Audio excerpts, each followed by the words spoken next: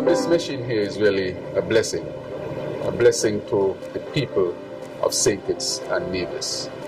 A CT scan machine, this piece of equipment, is critically important to treat a number of diseases because first one has to diagnose.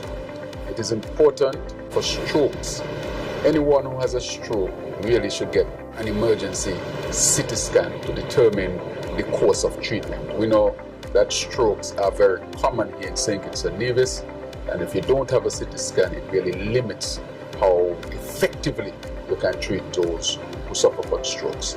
The other thing that this machine offers is to be able to diagnose heart disease, especially the blood vessels around the heart. We don't have the capacity to fully diagnose these to determine the course of treatment, but this machine has the capacity to do that. This piece of equipment is critically important and fundamental in making sure that we can improve treatment of you citizens of St. Kitts and Nevis. And all this is really towards our upgrading of our hospital, towards becoming an accredited institution. We're on a journey of accreditation, and therefore we must tackle the issues here from all perspectives, whether it is the physical plan in terms of equipment, human resource development, and customer service, which I think is very, very important. So I want to implore on all of us who are involved in this, those who are here in the leadership position, those who would work with this machine, to care the machine, to take care of this machine, to really appreciate what this machine will do for our people, so that at the end of the day, we can make sure that healthcare gets to where we want it, which is to satisfy the needs of our people.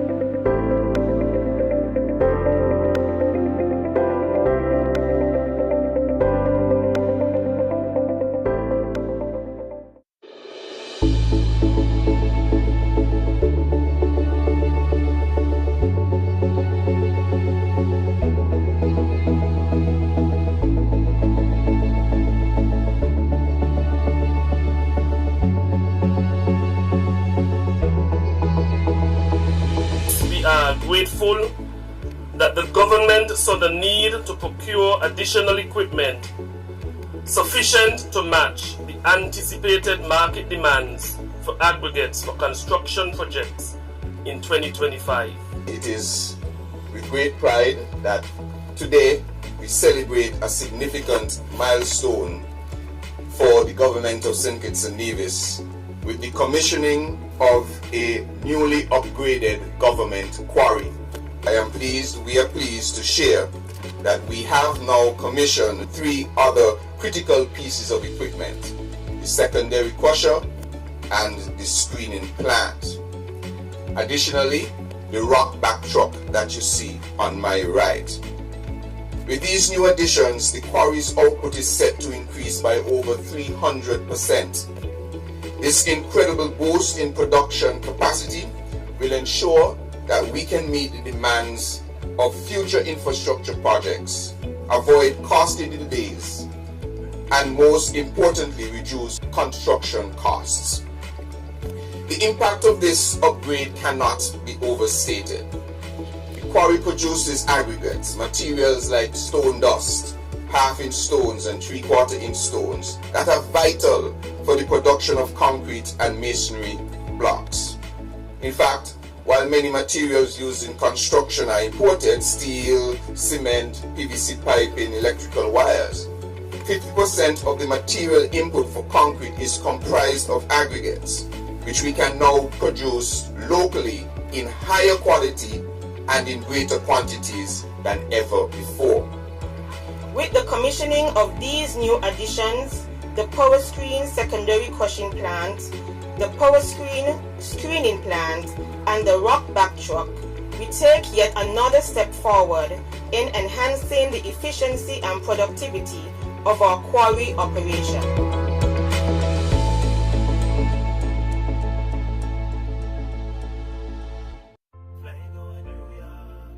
The day of interruption was deliberately and intentionally named as interrupting transmission of cycles of violence is actually one key principle of the public health approach. And so in all the schools, public and private, primary and secondary schools, we had the commitment from the Ministry of Education to host special assemblies that focused on the theme of anti-violence and crime. Me don't know about you, but me love think it's bad. I want you to remember that you are very special and never allow anybody to make you think less than who you really are. I want to say to all of you that we care about you. We want peace, tranquility in your schools, and we want you to concentrate on becoming a good citizen, a good human being, building St. Kitts and Nevis to become a sustainable island state. I want to thank all those who participated, all of our key stakeholders. Special thanks to the Ministry of Education, and of course to our children and young people who were so receptive to all of the messages around making sure that they say no to violence, say no to drugs, but say yes to peace and yes to kindness.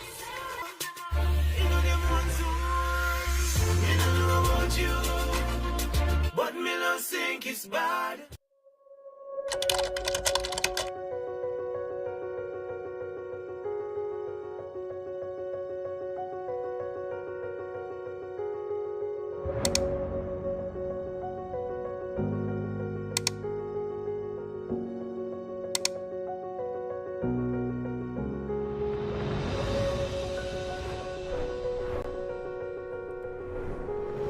During the last year, we have come a long way. We believe in building a country that is sustainable. We have created opportunities to empower, uplift, unite, advance you. Together, we have worked to cross hurdles and deliver great results. 2024 was our year to invest, plant, plan. 2025 is our year to grow, gain, benefit, reap. Guided by our sustainable island state agenda, we intend to lead and dominate not just the Caribbean, but the world. We strive to deliver the best for you, the people of St. Kitts and Nevis. We will continue pushing boundaries by working harder, smarter, faster. So join us as we're powering agriculture, powering infrastructure, powering housing, powering tourism, powering social development, powering education,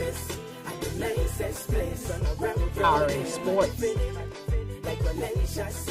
powering creative economy, powering small businesses, powering healthcare, powering law and order, powering energy, powering ICT, powering environmental sustainability, powering progress. 2024 was great. Let's make 2025 even greater.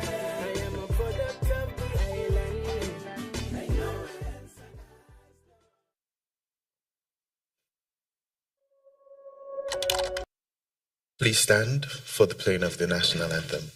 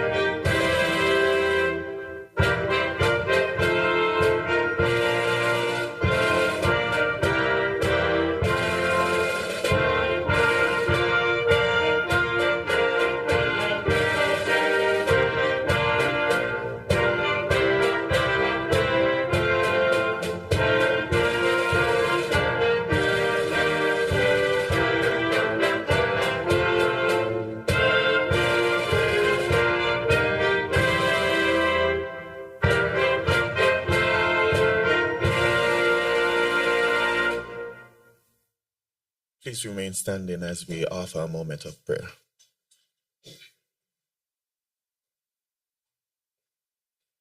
Heavenly Father, we pause this morning to give you thanks and to give you praise.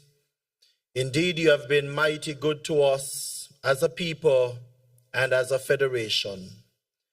And this morning we bring this Prime Minister's press conference before you. We ask for your divine protection and covering over all of us gathered here this morning, and even those ministers who are not, because they are on government duty. We ask for your continued protection and guidance over them. We lift up St. Christopher and Nevis before you, and we thank you for the many blessings that you have bestowed upon us as a federation.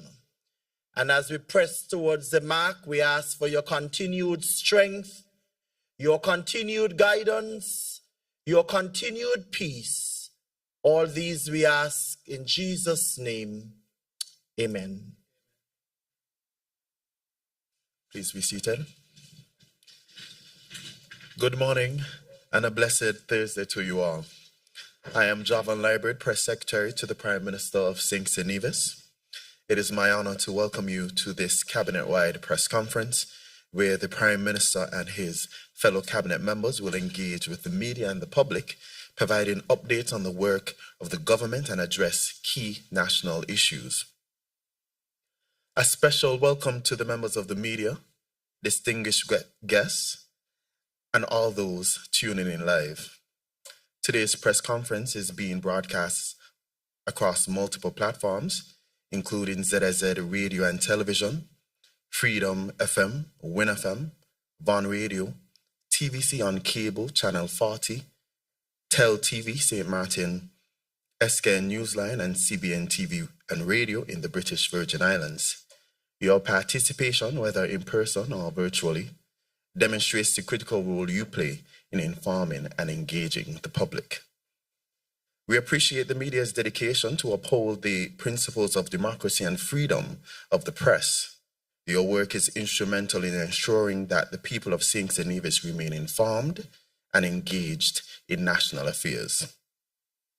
At this time, it is my honor to invite the Honorable Prime Minister of St. Nevis, Honorable Dr. Terrance, but my apologies. Before I invite the Prime Minister, let me just acknowledge the other ministers who are here, of course, starting with the Honorable Prime Minister, Honorable Terrance Drew, Prime Minister of Finance, National Security and Immigration, Health and Social Security, the Honorable Dr. Jeffrey Hanley, Deputy Prime Minister and Minister of Education, Youth, Social Development, Gender Affairs, Aging and Disability, the Honorable Garth Wilkin, Attorney General and Minister of Justice and Legal Affairs, the Honorable Conway Maynard, Minister of Public Infrastructure and Utilities, Transport, Information, Communication and Technology and Post, the Honorable Samuel Duggins, Minister of Agriculture, Fisheries, Marine Resources, Entrepreneurship,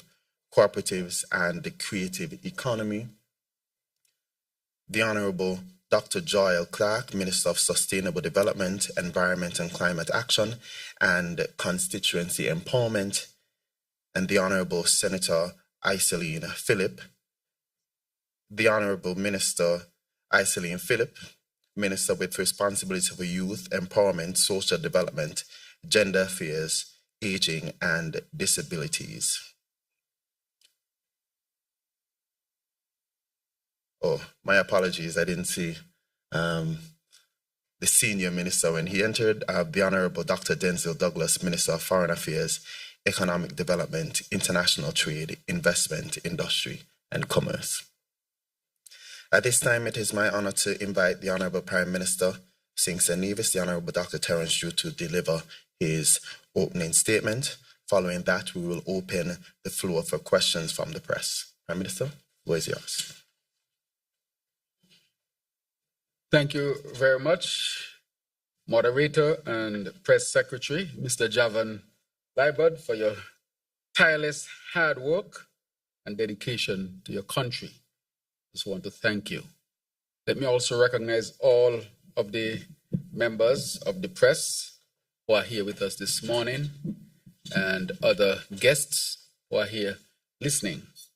But let me turn my attention to my cabinet colleagues and to recognize all of them. They were all recognized by name by our moderator. But allow me to recognize the Honorable Marsha Henderson, who is not with us at this press conference because she is away on government business. She's presently in the UK, where she is engaging in discussions to continue the advancement and upliftment of our tourism sector. She's also engaging in other discussions in the UK that involves our ship registry. And from all indications, all of the meetings are going extremely well. And I was able to participate along with the Minister of Energy in a virtual meeting with a leading cruise operator here in the Caribbean and indeed the world. She's also to journey to Germany, where she'll be receiving an award for her excellent work as Minister of Tourism, and more of that to come. As I said, she's the Minister of Tourism. It involves traveling. And I've always said that the more she travels, the more boats and ships and planes and growth of tourism that we get. And so I want to wish her success.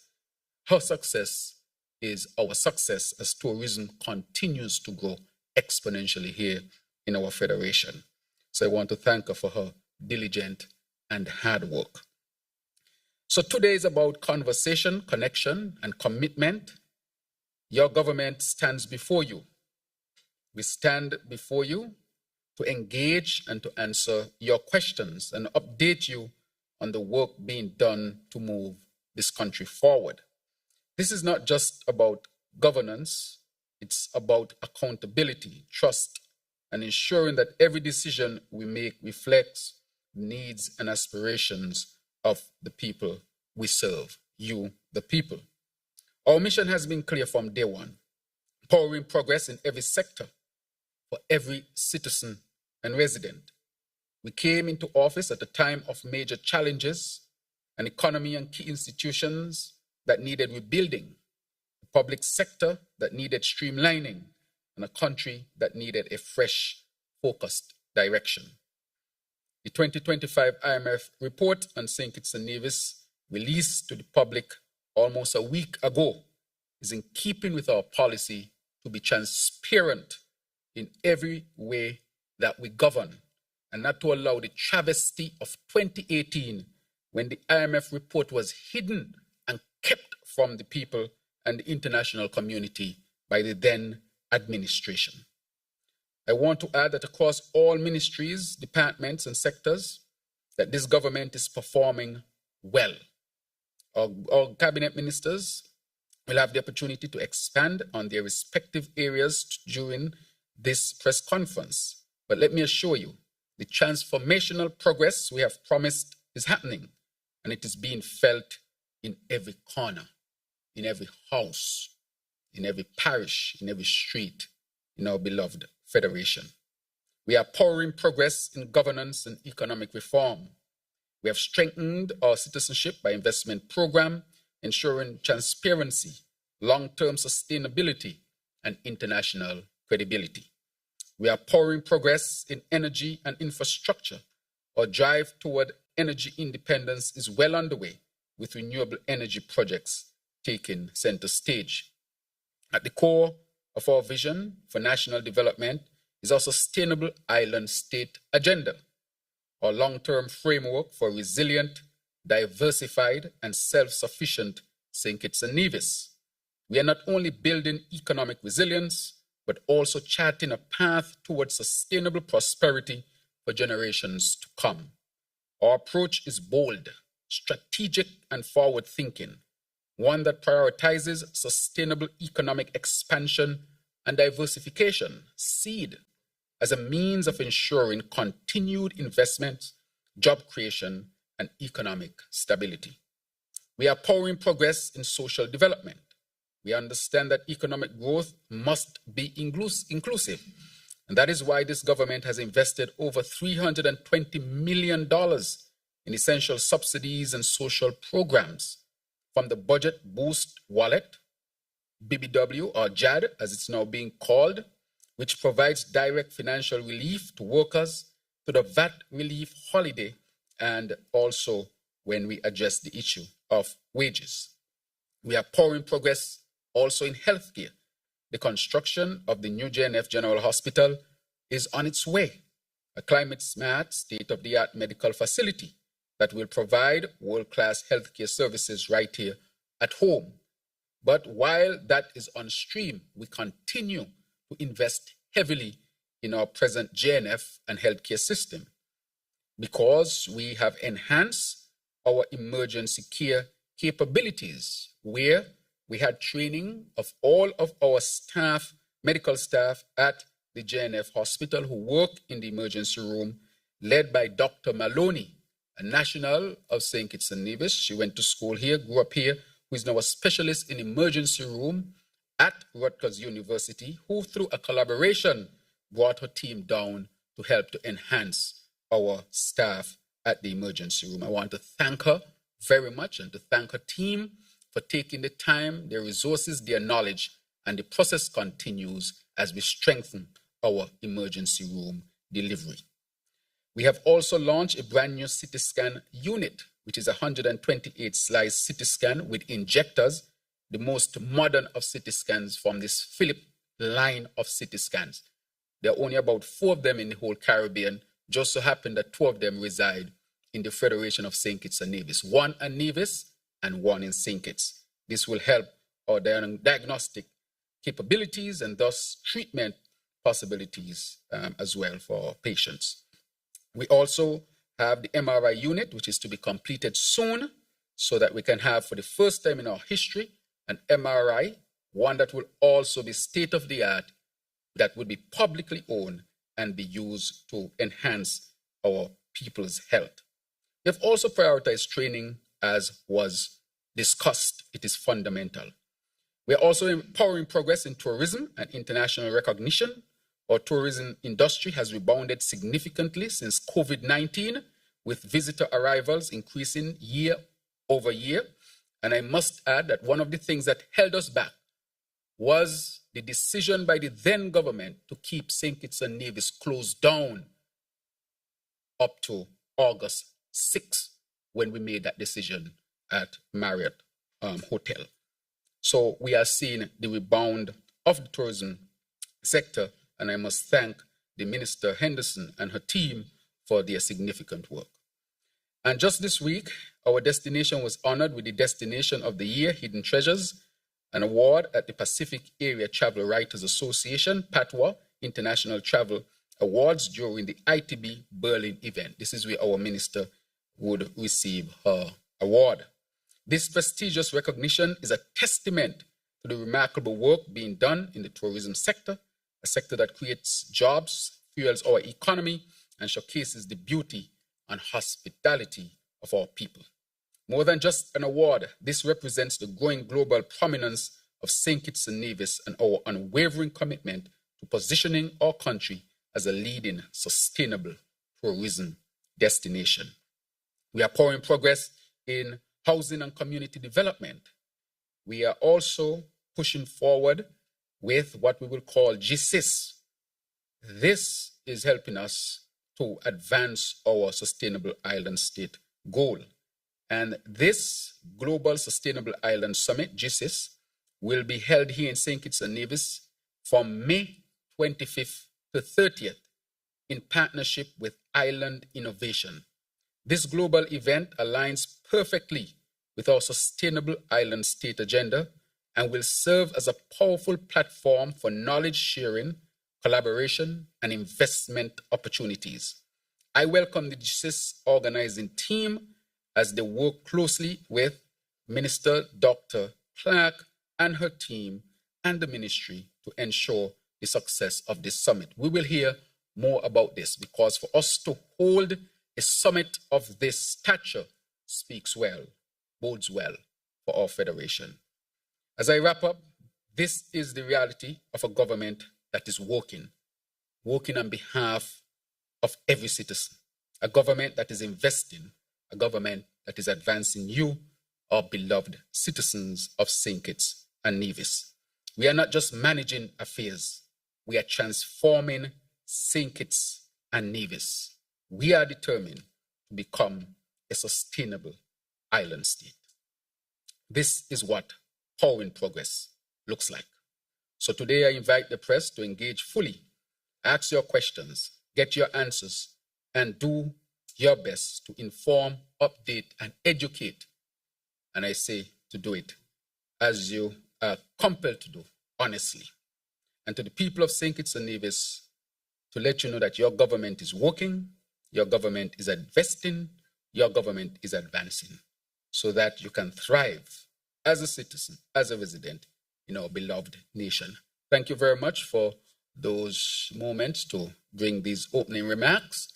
And I will now invite the press who would have the opportunity to ask questions. I want to say to all of you, we have all of the ministers here except the Honorable Marsha Henderson, who I've explained is away, and so you can ask questions pertaining to any of their ministries. You normally get a chance to sit around and talk to me and ask me questions for 2 hours plus, so this is an opportunity for you to engage the rest of the ministers so that you can fully understand that this is not a one-man's effort.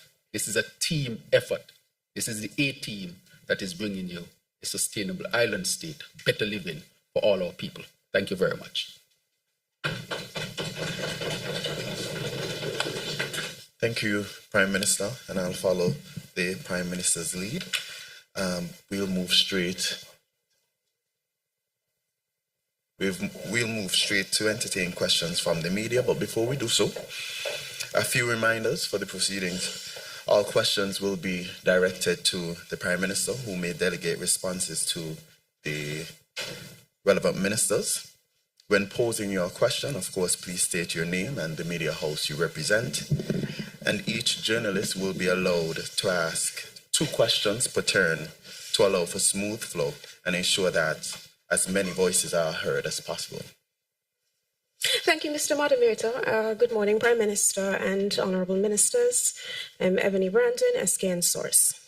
My question, the first one, has to do with the unfolding drama around the Eastern Caribbean Central Bank that's unfolding right now. There are stories floating about a home at Beacon Heights, and while all St. Kitts and Nevis is not directly involved in the central bank's use of their funds, we are a member of the Monetary Council, which initially approved the project. And so I'm hoping for some response and clarity for the people of St. Kitts and Nevis, because there seems to be some confusion between the bank being headquartered in St. Kitts and Nevis and its involvement with the construction of the residence at Beacon Heights.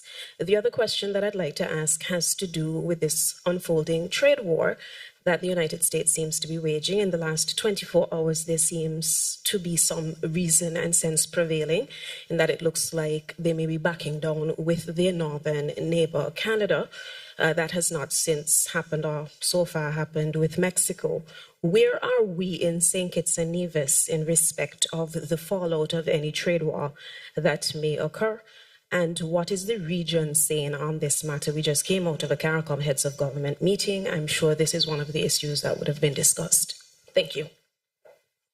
Thank you very much. So she asked 2 questions and never answer. Okay, Yes. good. With respect to trade, the senior minister responsible for foreign affairs and trade, ETAL, the Right Honorable Dr. Denzel Douglas, is here. So he was at the CARICOM meeting, so he would answer that one. Thank you, Mr. Prime Minister, and thank Ebony for that question that she has posed pertaining to the effect of the new presidential statements that have been made on the matter of trade and how these can be affecting us. Over the years, we have been the beneficiary of good trading relationship between the United States of America and the Caribbean, St. Kitts and Nevis included, of course. Remember the Caribbean Basin Initiative, which was established since in the early days of Reagan and other presidents of that nature, and gave us favorable trading conditions with the United States. There was a time when our manufacturing sector in particular would have been the beneficiary, and companies which were established in St. Kitts and Nevis and which might have originated out of Puerto Rico, for example, were tariff-free when the goods entered into the US market. That has changed dramatically over the years. And so the effect on St. Kitts and Nevis really will be the effect as a result of the fallout from countries which would have traded with the United States and who in turn we buy goods from. For example, most of our goods come through ports like Miami, St. Thomas, and of course, New York, etc. What it means, therefore, is that it is expected for us to pay higher prices for the goods that would have been imported through any port or from ports of origin where increased tariffs would have been placed by the announcements made by the President Trump, within 100 days of taking office for a second time in the history of the United States. Not only will this impact us because of the increase in tariffs, but we have already been impacted because of COVID, where it takes much longer for goods to arrive to our ports, much longer because there has been disruption in the supply trade routes as a result of shortages from COVID. And now we are going to experience, I would think, maybe longer periods for goods to arrive. The cost of these goods would go up. And then, of course, it will impact negatively on the cost of living for our people here in St. Kitts and Nevis. The good thing about it is that the entire world is responding to what has been announced by the President of the United States in terms of increased tariffs. We have seen, for example, the pushback from countries like Canada. In fact, as a result, I believe, of Canada's reaction, we've heard only a few nights ago that he has suspended the application of the tariff against, increased tariff against Canadian goods by a month. And maybe that could be extended further because the Canadian government has indicated that its citizens will not be the ones to suffer, but the Americans themselves will suffer. And so that's the way it is. We are a small part of the hemisphere. Our contribution to trade at the moment in terms of American, in terms of our goods going into the American ports and so forth, that is not as significant for St. Kitts and Nevis as it was before. Of course, we still have the electronic assembling parts with a few of the companies that are manufacturing goods that go into the US market.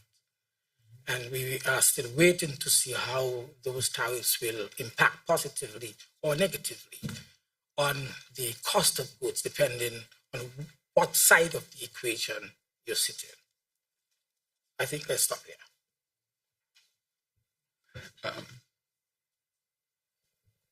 Thank you very much, Right Honorable Dr. Denzil Douglas. The question was asked about the central bank. Let me say the central bank really has the interest of the countries that are part of the ECCU. St. Kitts is just one country. It just happened to be in St. Kitts and Nevis. Decisions that are made with the interests of all of the countries who are part of the ECCU. So let me say, this does not come under the purview of the St. Kitts Nevis federal government. It's an entity that involves all of these governments. So I just want to put that out. With respect to what you speak about, with respect to the residents, let me say first of all that the central bank, the Monetary Council has a chairperson. The initial chairperson, Webster, as you know, it has now been passed on to another country, I think is Antigua at this particular time, because we rotate. And the chairperson for the Monetary Council would, speak to issues during their cycle when those issues come up. And so any decisions made is made collectively with all the countries involved, and not just one country having a say with respect. As we know, this is an ongoing discussion in the public. I can say that all information with respect to this is being sought, and I think that the central bank, in its prudence, will make sure that the information is collected and properly presented to the people of the region, not just St. Kitts and Nevis, to the people of the region. And so I think that they are in a process of making sure that they continue their process of transparency and integrity, and that information that is being sought will be, of course, collected and be given to the people of the region. Let me say, with respect to that, I myself would seek to, I'm seeking to get whatever information, as with anything else that has to do with the central bank. So I cannot speak specifically to all of what is there. I think it is a prudent thing to get all of the information and let the information be delivered in an appropriate manner to the people of the region. There are decisions, of course, from the central bank from since in the 80s, 90s, that are still governing the central bank to some extent, as you go from year to year, from one administration to the next administration. So at some point in the past, decisions were made that are continued because there seem to be collective good decisions for all of us. And the central bank has served us well. It has kept the EC dollar stable. The EC dollar is one of the most stable currencies in the world.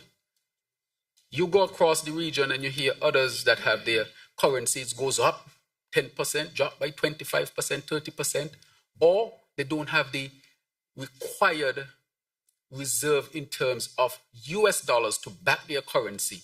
And so if you want to spend US dollars in some country, you have to make a special application to the development, to their central bank to determine how much foreign exchange you would get. These things don't happen in the ECCU, because the ECCU is well managed by the central bank. If you want to know if a central bank is worth its salt, tell me how stable your currency is, and tell me how much you have in reserve to back your currency.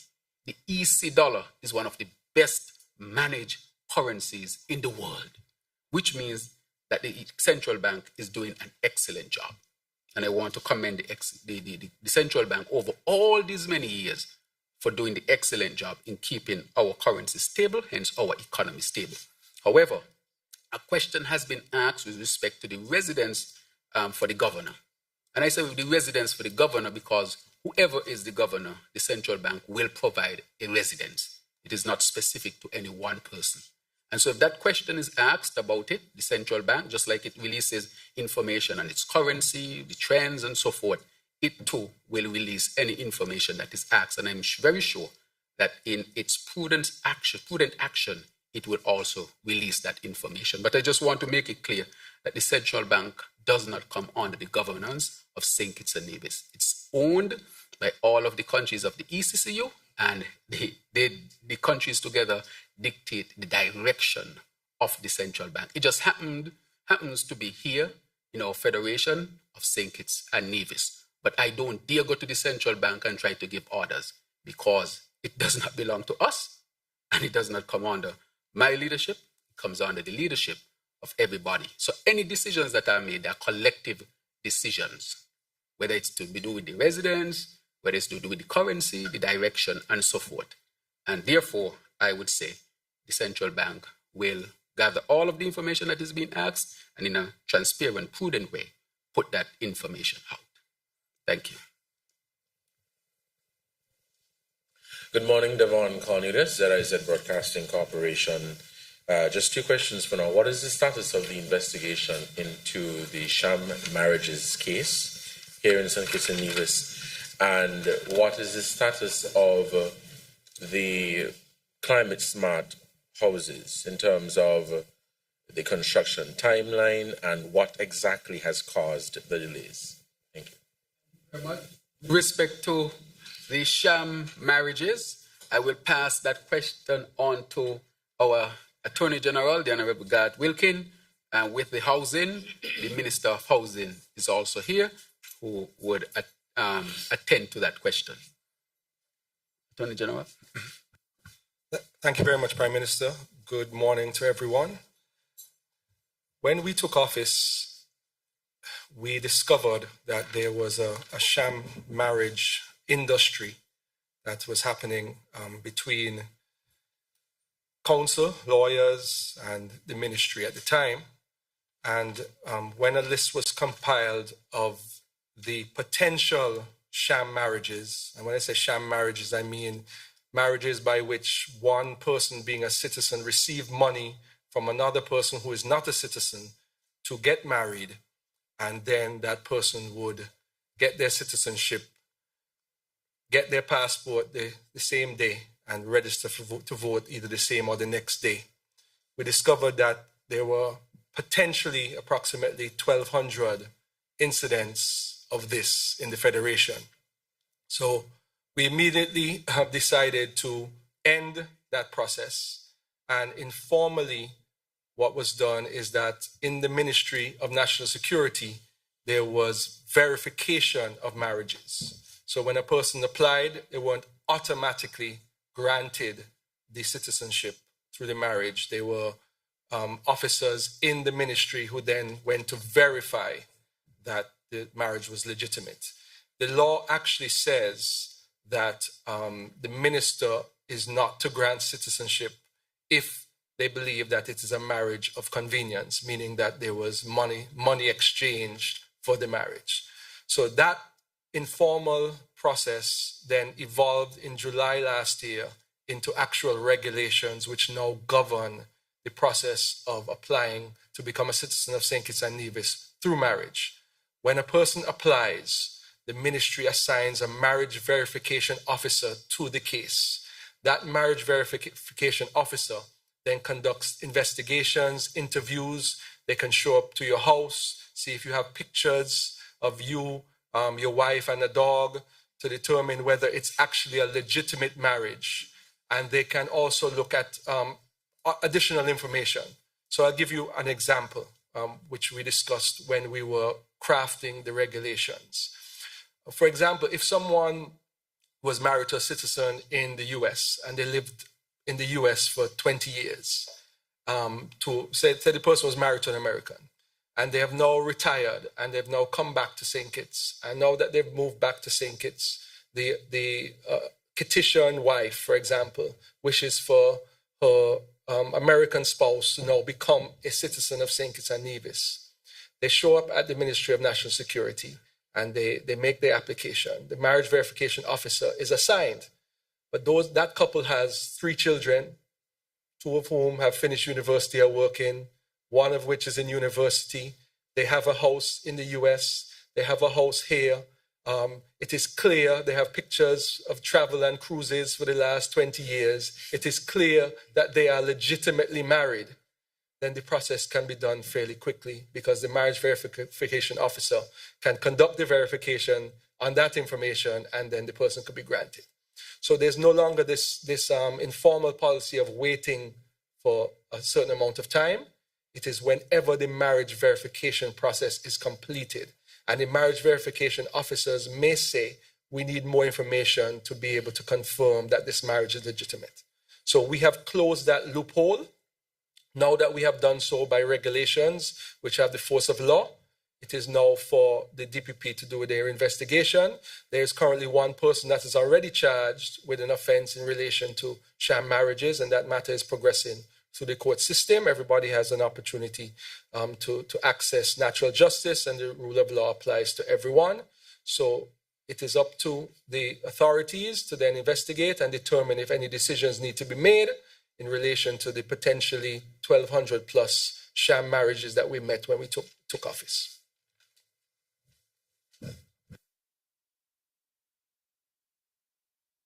Yes, the Minister of Housing, go ahead. Thank you very much, Honorable Prime Minister. As a government, we have made a commitment in delivering for our housing solution promise, and this continues. NHC continues with this mandate, ensuring that our housing solution is met. To date, NHC would have completed and a few under construction, just about 140 homes, which is the highest based on the statistics that they have at the corporation that has ever happened within the 2-year and a 2.5-year span.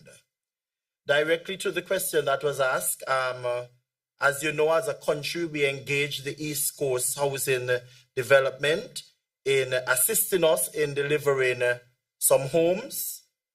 Unfortunately, the 600 homes that we were anticipating, with all of the challenges that we might have been experiencing, not us so much as a government, but the investor, that has caused some delays. These matters are being worked on, and what I said to the Federation is that based on the contractual arrangement that we would have signed, the AG office, of course, is working on ensuring that the government's interest, which it is protected. But because of the delay, we have not lost any money as a government, but we are committed in continuing with our home delivery. There are many investors are sending in proposals, and we are going through these proposals. The new method, the technology that was introduced, it took a longer time in terms of buy-in, but we are working on all of those. So that's where we are right now with the East Coast in particular, but we would have constructed through NHC just about 140 homes, and we are continuing. Thank you.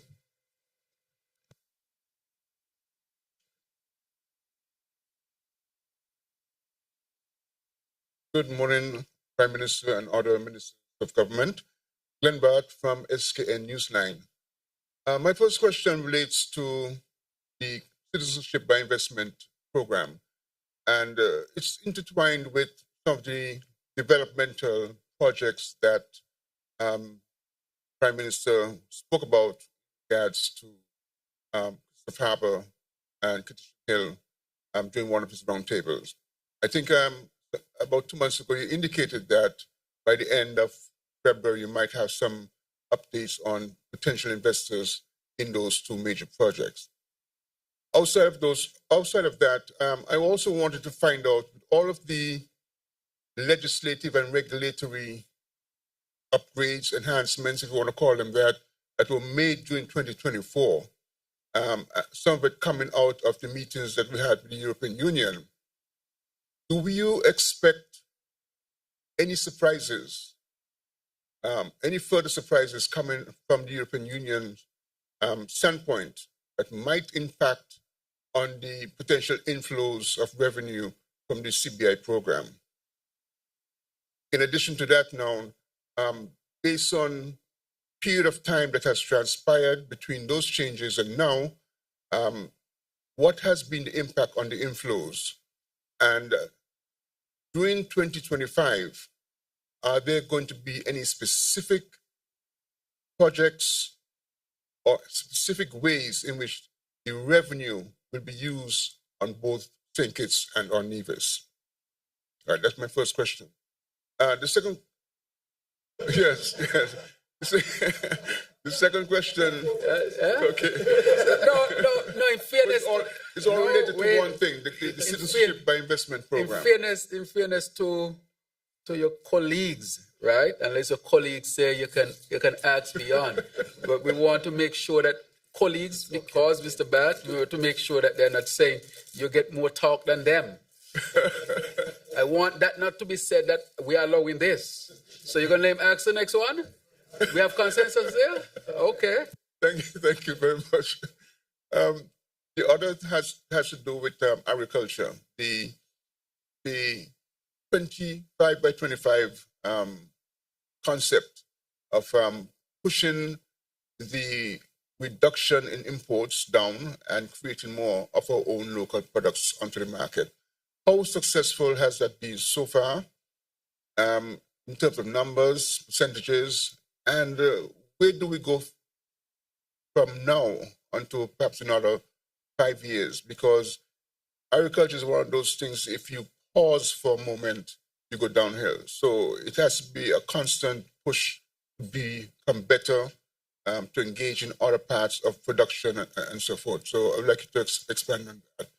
And my last question for the time being. Sorry, Mr. Bad, I have to stop you. We're allowing two, so you can come back on the other. I'll come back again. Yes, okay. Prime Minister. Thank you for your engagement, Mr. Bad. We surely appreciate your enthusiasm. All right. I will pass the question on agriculture on to the Minister of Agriculture, the Honorable Samuel Duggins. Thank you, Honorable Prime Minister. And I also want to thank Mr. Bat for his question. Regarding the 25 by 25 agenda, which was set by CARICOM some years ago, and as a member of CARICOM, we've been participating, I believe St. Kitts has been doing exceptionally well. Now, we have all known about the engagement that we've had with that agenda starting in 2022, some 2 years after the agenda would have originally been set. And nonetheless, we endeavored to still play our role in moving agriculture production forward, because in our scope, we recognize there's no bad thing in increasing production within the country. Now, the truth is, we had two things that we were looking at the same time. One, growing our economy by virtue of increasing tourism and expanding the economy, but at the same time, increasing agricultural produce. And we recognize both have a direct impact on imports, because if you have more people to feed, then you have more food required. And so we focus more on domestic production. And we had set a target, our own internal target of 50 million. And I'm happy to note that we have been doing exceptionally well in achieving that. Our fishery sector alone brought in $19.6 million in revenue just last year alone. And that was a significant increase as opposed to when we got into office, the number on the books was 8.5 million. And you see, we would have doubled that revenue, more than double, over the last 2 years. We've seen significant increases in our livestock as well. And of course, we would have launched the largest planting program last year in the crop sector. Now, the bananas and pineapples that we planted last year are scheduled to be harvested throughout this year. Some of them are already in fruit. And we expect a bumper crop over the 2025 year. And I could tell you that we are very set when it comes to achieving that 50 million in revenue. However, the CARICOM itself has been considering shifting the date of the agenda. But of course, as a member, we would have to go along with whatever CARICOM determines. But from our domestic production, we have been doing exceptionally well. And I believe that is worth commending the farmers, the fishers, and also the livestock producers in the country. And of course, the staff and the people that work around the Ministry of Agriculture, Fisheries, and Marine Resources, because a lot of that hard work to achieve this in 2 years would have been on their shoulders. And I think they must be commended for really putting the effort forward in a short time and seeing the tremendous success that we've been seeing. Yes. Thank you very much, Honourable Minister. With respect to the regulations and rules around the CBI program, I'll call on the Attorney General. Thank you, Prime Minister. Mr. Batt, we have spent the last 2.5 years reforming the Citizenship by Investment program in St. Kitts and Nevis. And I say this without hesitation, we saved our program.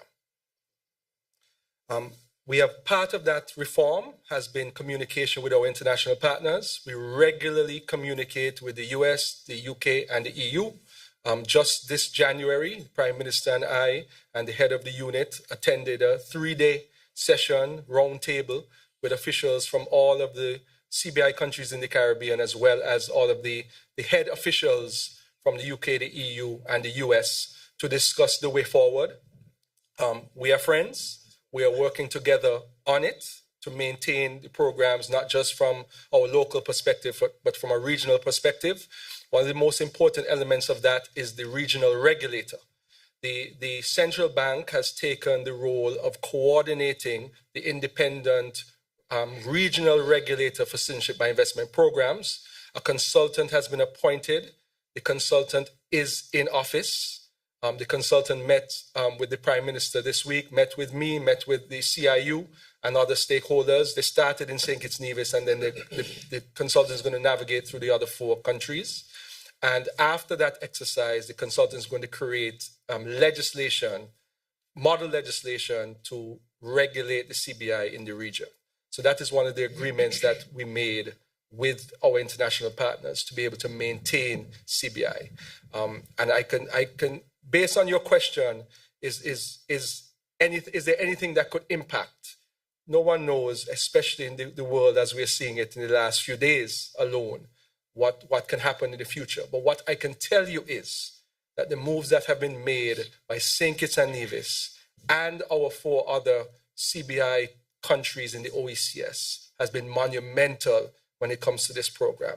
And we have done everything within our power to maintain our programs and to be considered as good actors when it comes to the migration industry.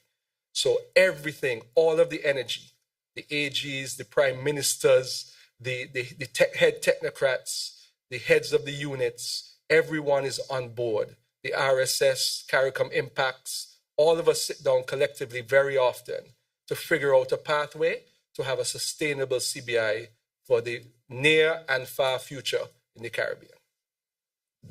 Thank you very much, AG. Just to complete the question, the answers part was, I guess, was for me directly. Let me say from the onset, I've said to the press and to our people that the CBI would have been the most challenging thing for me to deal with as Prime Minister and Minister of CBI and as a country, just because of where we were on the verge of losing visa access, our CBI reputation, and so forth. And so tough decisions had to be made, which affected us. And I was straight up, upfront, and transparent with it. I want to thank the AG, the rest of the cabinet, for their support and working so hard for us to get it to where we are, to the point where we are now on the rebound with our CBI program and in a better place. We have done all that we could have done. As the AG have said, as he has said, we don't know where things will go, but let it be obviously clear that we have done all that we could have done to ensure that we save and safeguard our program. So I want that to be part of the narrative. Let me say with respect to Kittition Hill, because Kittition Hill did not have audits, Development Bank did not have audits, Kittition Hill did not have audits. A lot of the institutions that should have had audits were abandoned. And for obvious reasons. Where there are no audits, one has to assume corruption. That is what it means. However, with Kittition Hill, it took us a very long time to get the audit done. We We have collected basically all of the information. I was just informed by the head of the board for Kitishan Hill. And we have now all of the information, and the auditors are finalizing their report. So we will have an audit on Kitishan Hill in a matter of weeks. And as I said, because there were no audits for such a long time, you had to go back and then bring it all the way up to now, which is a tremendous amount of work. The same thing with respect to the development bank. We have a number of very interested suitors in terms of investors, and that will be laid before them in short order. And so I wanted to bring you up to date on that. But with respect to Christoph Harbour, again, as I said, I would update again. We are extremely close, moving along, extremely close. I've been asked not to speak on certain details based on legal advice. And so at this time, I would say that we are progressing. We are extremely close. It was based on legal advice in these type of things that I've been told that I cannot speak to certain things on these. And so I'm governed by that. But I want to say that we are progressing extremely well with respect to both entities. And at the end of this month, so I will say, just give us a few more weeks to really bring all of this together. And so those are what you asked directly to me, Mr. Bat. And so in terms of the revenue, as you know, the CBI is the main source of revenue. We are seeking now to diversify the economy, agriculture, the heavy investments that the minister is speaking about. And he did not speak to you about the Tabasco project, which is about to take off. I'm sure he will give an update on the Tabasco project when he gets a chance to speak again, which is going to take us to a next level of production in terms of agriculture. With respect to the revenues, because of that, the sharing, when you have those revenues, they support what the federal government does. And so whatever program the federal government has, it supports both St. Kitts and Nevis, because it's not a separate fund. It is part of the consolidated fund. That is what I want to say. This is why the big difference is. It is part of the so you go directly into the consolidated fund to fund the federation. For example, the consolidated fund, it funds police, it funds the military, it funds immigration across in the whole federation. So it funds all these federal projects. So anything that is federal that is both here and there, all of that money is coming. A big part of that money is coming from the CBI. So I want to say that because it's in the consolidated fund, both are benefiting. Now, to talk specifically to sharing, because that is the World Bank has sent us back the documentation on sharing of revenues between St. Kitts and Nevis. And let me say clearly, St. Kitts does not exist in our constitution. I'll say it again, St. Kitts does not exist. Nevis exists, St. Kitts and Nevis exists, but St. Kitts does not exist. The only place St. Kitts can have funds to do things on St. Kitts is from the consolidated fund. St. Kitts does not have an island administration with a separate fund. So I want us to make that clear as well.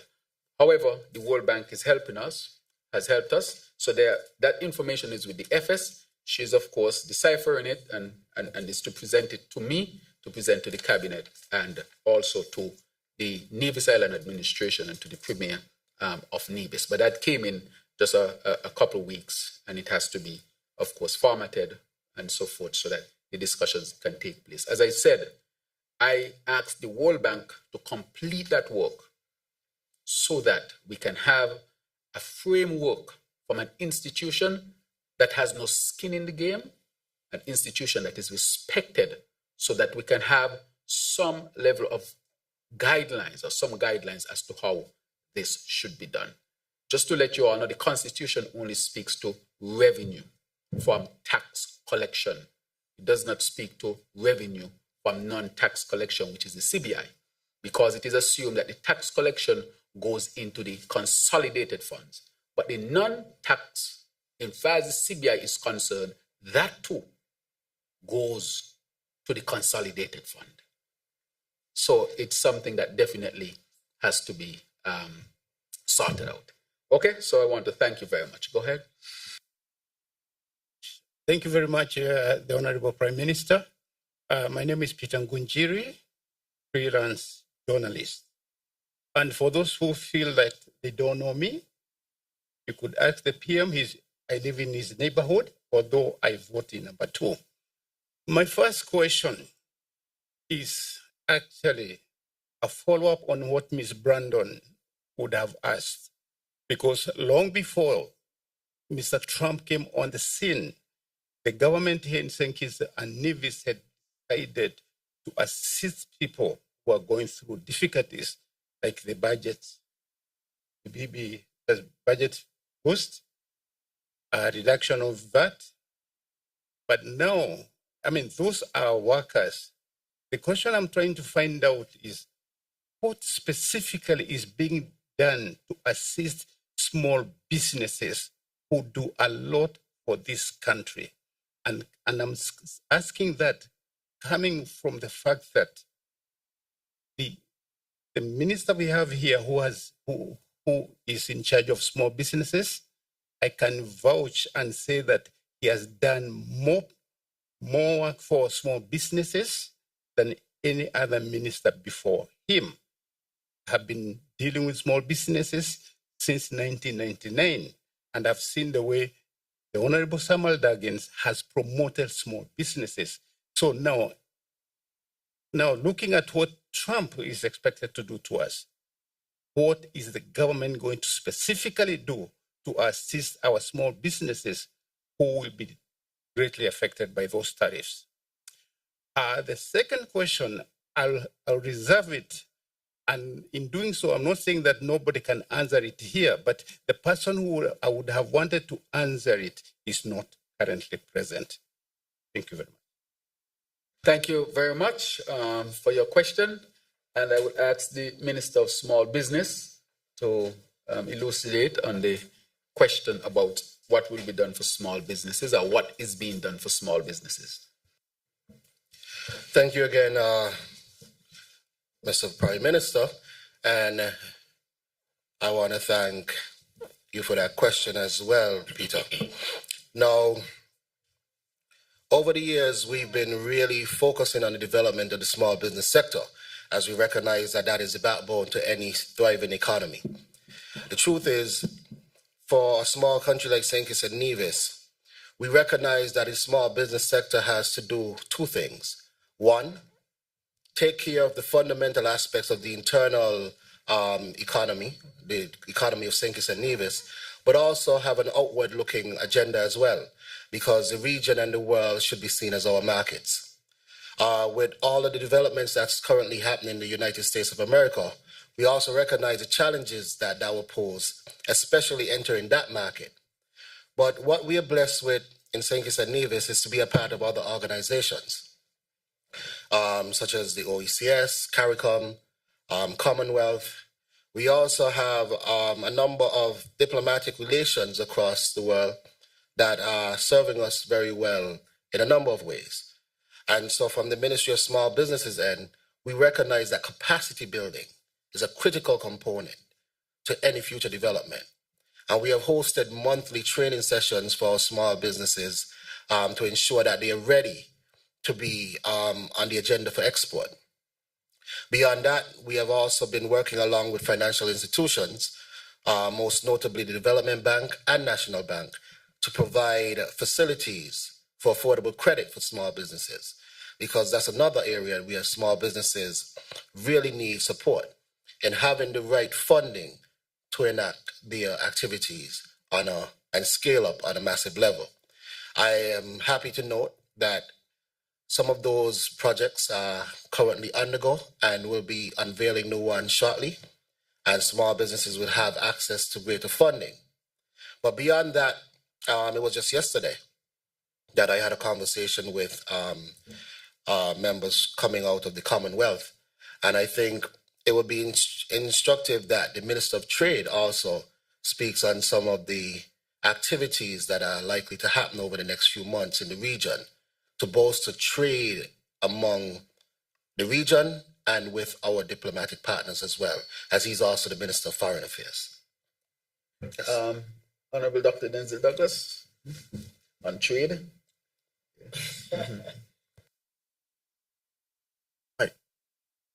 What? Yes, good. Trade, of course, the development of trade in St. Kitts and Nevis and where we are continues to be quite a bit of a challenge. I mentioned earlier that the manufacturing sector, which traditionally would have been providing most of our goods, manufactured goods to export, that of course is not doing well. The traditional exports, therefore, have dwindled, but we still have some promise in the future. In fact, presently, we are engaging more and more the Marara Distillers Limited out of Guyana for broadening and expanding their operations in the Bird Rock manufacturing enclave so that we would be able to take that particular company's exports to a higher level. We continue, of course, to recognize the electronic assembling activities that we have. That also has not grown, but we believe that in the future it will grow. In fact, I had the opportunity yesterday to speak with one of our new honorary consuls out of Pakistan, who has identified 3 areas that they can assist St. Kitts and Nevis with regard to its trade. We were looking at textile that needs to be properly analyzed. Then we're looking at the possibility of cheese, manufacturing cheese, maybe not only just to send abroad, but to meet our own domestic market. In pursuing that in particular, we have to look at the availability of milk from goats, milk from cattle. It means, therefore, we have to establish an expansion program for the cattle industry here, and livestock industry here in St. Kitts and Nevis. Then we are concentrating to some extent on what we can do with regard to high-tech technological activities in the industrial estate so that we can buttress what we have been doing for years in terms of the electronic assembling stations that we have. So these are some of the areas that we are looking at with regard to our export trade. The import trade, to some extent, we are looking at what is happening within CARICOM and what CARICOM is doing with other countries so that there would be a better flow of trading goods of our own products into second countries who are out of CARICOM, and in the process examine what products that they can bring into the CARICOM market and thus necessary controls that would need to be put in place. This is happening in particular with Trinidad and 1 or 2 Latin American countries. And to some extent, this is where we are at the moment with trade. Thank you very much, Minister of Trade. Let me add, as the Minister was speaking, that in the last CARICOM Heads of Government meeting, it was announced by the President of the EU Commission that the EU wants to participate in an agreement with the region to buy energy in terms of hydrogen. As you know, we have a lot of wind, we have solar, but we also have geothermal energy. So can we become a net energy exporter? exporter of green energy and help the world with climate change. That has been put on the table, and we are taking it very seriously. Let me add, because Minister Duggins did make mention of the official who is here from the Commonwealth, just to say that St. Kitts and Nevis, together with the British government, are partnering leadership in developing trade within the Commonwealth. And it will take different forms. In fact, the gentleman who is here is first looking for potential scholars. At least 2 scholarships would be offered. We would be examining the potential for improvement and increasing of trade within the Commonwealth region, and simply to say that it's good that this is happening because, again, St. Kitts and Nevis, together with the British government, Minister of Trade, Minister of Foreign Affairs, the 2 countries have come together to lead the Commonwealth on finding solutions to increase trade within the Commonwealth region. Thank you very much. Thanks. Ralston Rankin, Sugar City FM. I have 2 questions. Honorable Prime Minister, at your last round table, I asked a question, how much is it costing the government to utilize the JAD to pay the budget boost wallet? You did not have the information on hand at that time. So I'm hoping that you have it today, if possible.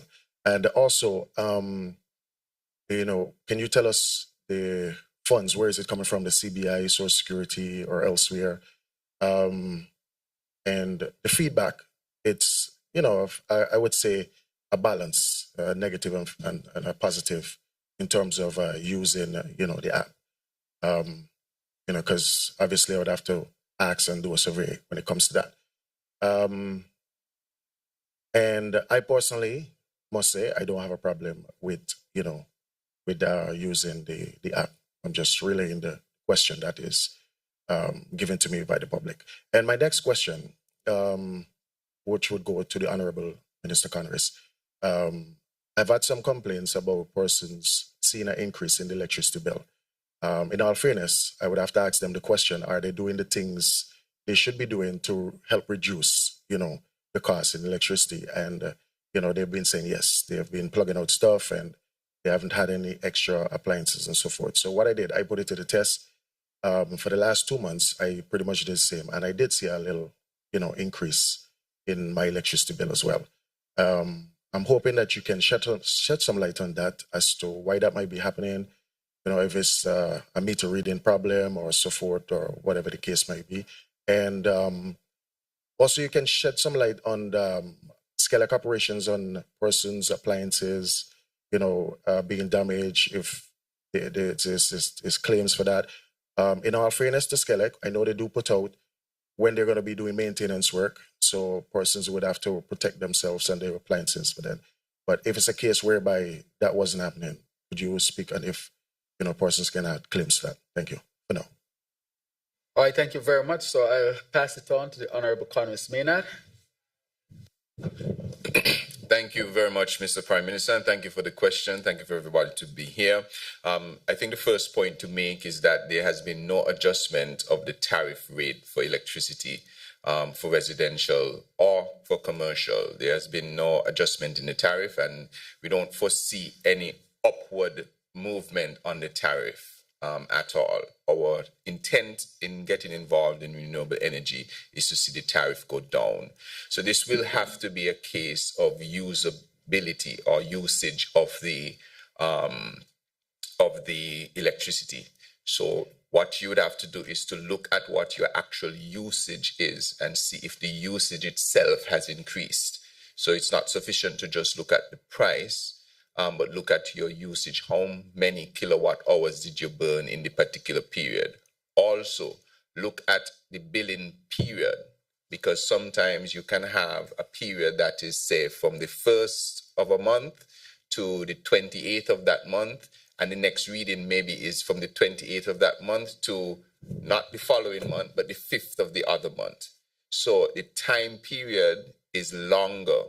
for calculation. So you have to look at those details, because at present, all of the bills are not billed exactly at the same time.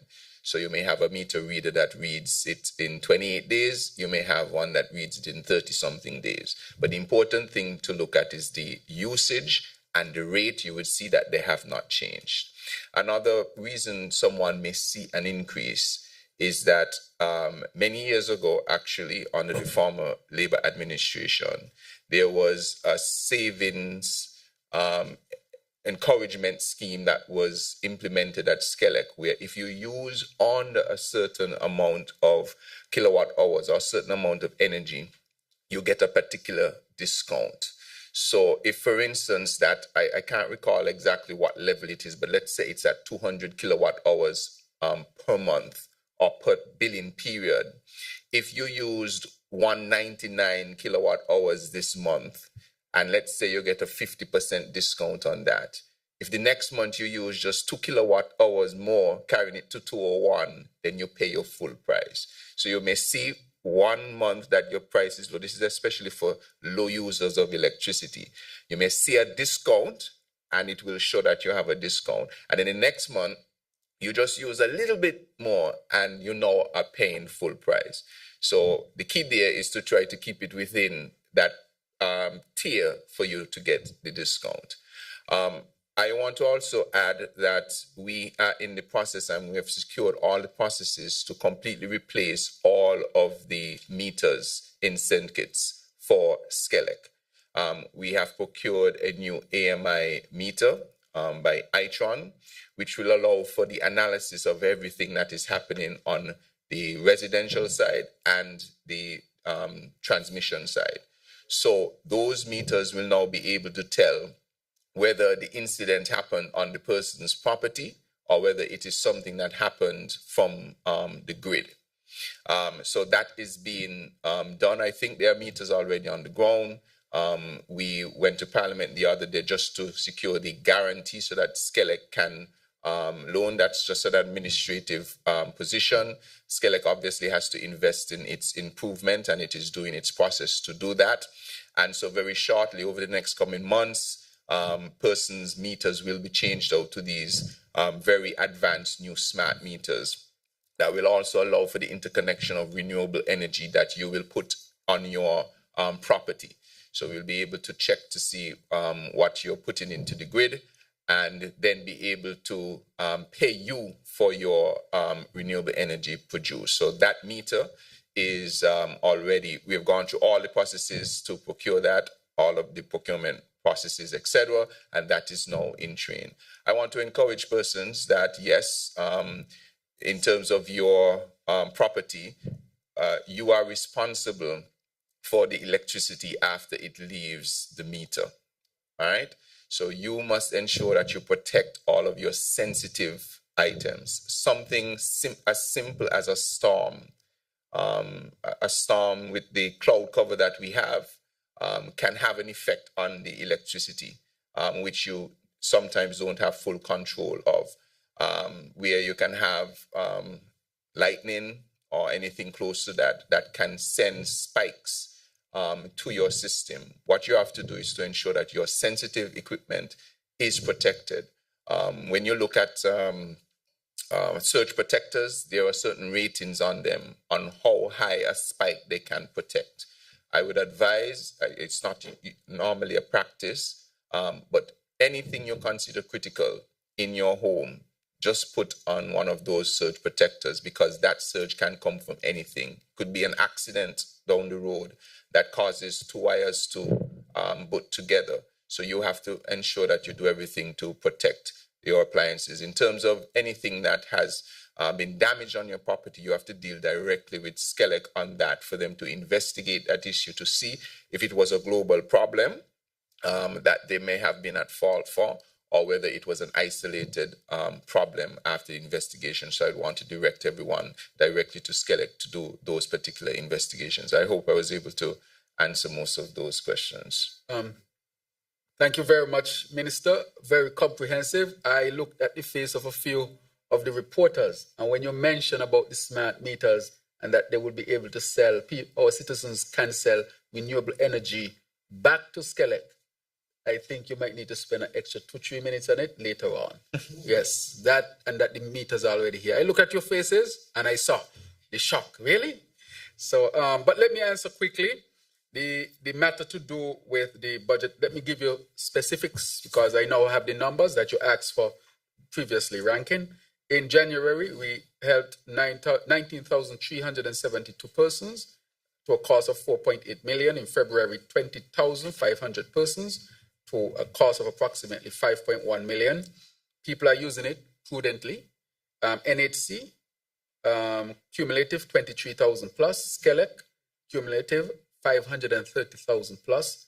Water Department, 95,000 plus. Nevlec, 149,000 plus. Nevis Housing and Land Corporation, nobody has accessed it as yet. Nevis Water, this is January, sorry. Nevis Water Services, all this is January, 53,000 as well. So it's happening on both sides of the waters. February, NHC, 29,000 plus, went up. Skelec, 772,000, it increased. St. Kitts Water Services, 136,000, increase as well. Well, it's cumulative. Nevlec, 208,000. Nevis Housing Corporation, we have seen somebody entered, $250. So they just now recognizing it can be used there. So I'm sure by next month we will see more people paying. Or maybe they just pay, you know, yes. And Nevis Water Services Department up to a total of 77,000, to a total of 2.1 million and 3.3 million, respectively for groceries. So groceries and food in January, 2.1 million, and groceries and food in February, $3.3 million. So what we are seeing here, Rankin, is that people are using the money to help themselves and help their families. They are paying their bills and they're spending it on food. But these were the issues affecting our people. And we'll continue to support. The money, of course, is coming from the consolidated funds, from tax revenue and non-tax. And of course, is also obviously benefiting the whole of Nevis as well, because the CBI funds go to the consolidated funds. And this is a national project. In other words, it is a federal project, which means Nevisians are benefiting directly. And that's another benefit that they would have from the CBI program as well, because it's part of the consolidated fund. I heard you speak about the numbers, half-half. I did a survey on this. This is supported by well over 90% of the population. They receive it positively. I track it to see how our people would receive it. It is very well received by our people. I brought the numbers because sometimes we need numbers to tell us how our people are receiving it. And one guy told me that, you know, a lady and she family went shopping and he had to help her with the bags, right?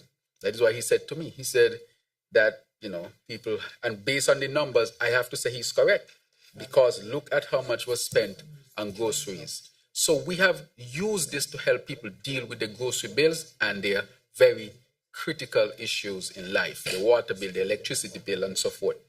However, what the Minister of Trade mentioned in terms of the trade war that is taking place, that can affect us negatively. So every time it affects us and we come up with a measure, something else that has nothing to do with us is affecting us. For small island developing states, these trade wars, they are devastating to us. And therefore, I want our people to also be aware of it. That is why we have to grow our own food, grow more food, produce renewable energy. And the climate change is killing us, because to pay for the adaptation for climate change, we can't afford it. And I'm sure the Honorable Minister, Dr. Joy Clark, will speak to that more as to why we need more help to deal with the issues of adaptation, building resilience, becoming less vulnerable, so that we can continue to thrive as an island state. So I want to say that we are dealing with all of these issues that are affecting us, but we are not looking excuses. We continue to work hard to find solutions. And also, in addition to that, our people must be with us. And that is why we have to be transparent and open. When we have challenges, even if it's not good news, to say it. Because there will be challenges. Life is real. If we have challenges in one sector, we must say it. But always know that we are seeking for a solution. That is why the minister announced today that you'll be able to sell your renewable energy to Skellig. Innovative. And we are finding our own local solutions to the issues that affect us, and we have not created them, from climate change to international trade wars. Thank you. Go. Good morning, Sherma Matthew, SKNIS. There has been quite a buzz in St. Kitts and Nevis concerning the single-use plastic ban, which began on December 31st of last year with the ban on importation of the T-shirt shopping bags. Now, March 31st this year, we are going to see the ban on sale and distribution of items. And is it possible for us to just get an update or feel or feedback on the engagement with the consumers as well as businesses where this is concerned? And the senior minister touched briefly on partnership with Commonwealth. But outside of that, are there any new international partnerships or foreign investment projects that the government is currently negotiating to support national development, particularly in the light of the new U.S. administration stance of America First? Thank you very much. I want to, of course, now give the opportunity to the Honorable Dr. Joya Clark, our champion for issues to do with the environment and climate, to really answer this question. Honorable Dr. Clark. Thank you, Prime Minister, and thank you for that question. The single use, I want to thank the media in particular, consumers and the chamber and other business entities for supporting the government's drive to ban single-use T-shirt shopping bags. We recognize that the shift requires more than just government saying what its intention is, but legislation also needs to support the single-use plastic ban. And so the Attorney General has confirmed that we will have a plastic legislation or regulation bill ready for the ban. The Minister of Trade will also be presenting to us and to the nation the international standards for biodegradable alternatives that all retailers and wholesalers can access to purchase the biodegradable options for importing to St. Kitts and Nevis. This has not been the ministry working in isolation, but working very closely with Customs and Excise, the Ministry of Finance, the Bureau of Standards, the Ministry of Environment, and the Chamber of Industry and Commerce to ensure that the approach, the deadlines, the timelines, and the education campaign all support a change and a shift in action. If we are to become and transition to a sustainable island state, then definitely we need matching legislation, we need policy, and we need political will, which is very evident from this cabinet, from this government, and we need the people of St. Kitts to be on board. So 31st of March, we'll be doing this together. I might just take a minute, Prime Minister, to greet the colleagues from Island Innovation who are here with us. We're bringing 300 plus folk to St. Kitts and Nevis, and they are coming here when we have our plastic ban. They are coming here to talk about sustainability, food security, water security, energy transition, and what better way to greet 300 persons who are interested, island nations who are interested in sustainability, than to come to a country where single-use plastic is no longer the norm. Thank you. Thank you very much, Minister, and I greet those from Island Innovations. Just to give some background, I was a keynote speaker at the event at Prince Edward Island in Canada just about a year ago. We sat down and we said that St. Kitts and Nevis is more than ready to host them here. It's an international forum, and it's of high prestige. And I want to thank the Honorable Dr. Jaya Clark again for championing this cause. Next question.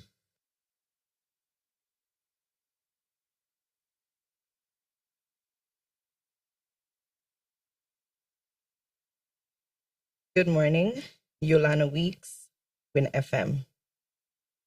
What is the government's position on the recent announcement by the United States Department regarding visa restrictions, imposition on government officials and their families whose countries utilize the Cuba Health Brigade?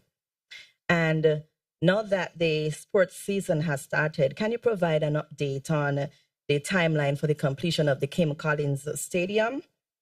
If the facility will not be completed, what arrangements are in place for the inter-school championship? And if Nevis is being considered again, what kind of assistance would be given to these participating schools from St. Kitts? Thank you very much for your question. From the previous question, with respect to new international partnerships and new investment projects and so forth, to help with our current transformation, and also the question to do with visa ban, I'll allow the Minister of Foreign Affairs, the Honorable Dr. Denzel Douglas, to answer that one. And then the last one you asked with respect to the stadium, I'll allow the Honorable Samuel Duggins to respond to that one. Foreign Minister. All right, thank you, Prime Minister, and thank the media person for asking these questions.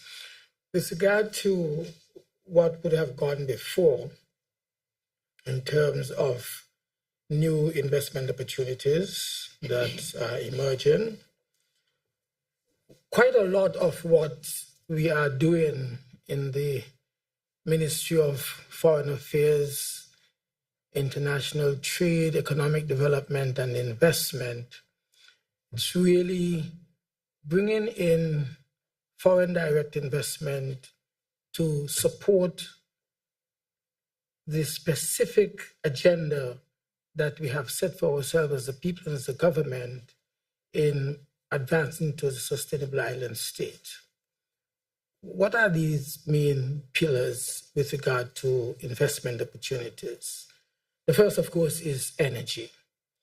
And you would have heard from time to time that we are not just simply trying to bring the cost of electricity down by doing a number of things, but specifically, we believe that transitioning the economy from its dependence on fossil fuel energy and going into areas of renewable energy, green energy, that would bring enormous impact and positive results for our people.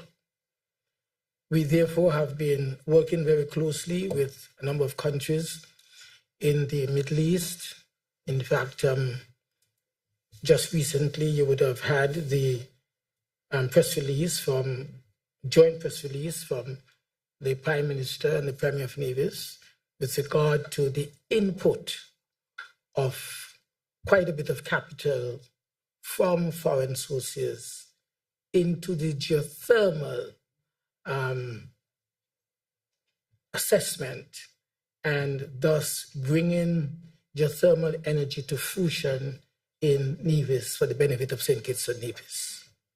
So that's an area that we are pursuing and attracting foreign direct investment. Apart from that, Skipper on a very regular basis receives a number of requests by investors to get involved in solar energy production. Again, diversifying, I would say, our dependence on fossil fuel and using now energy from the sun, solar energy.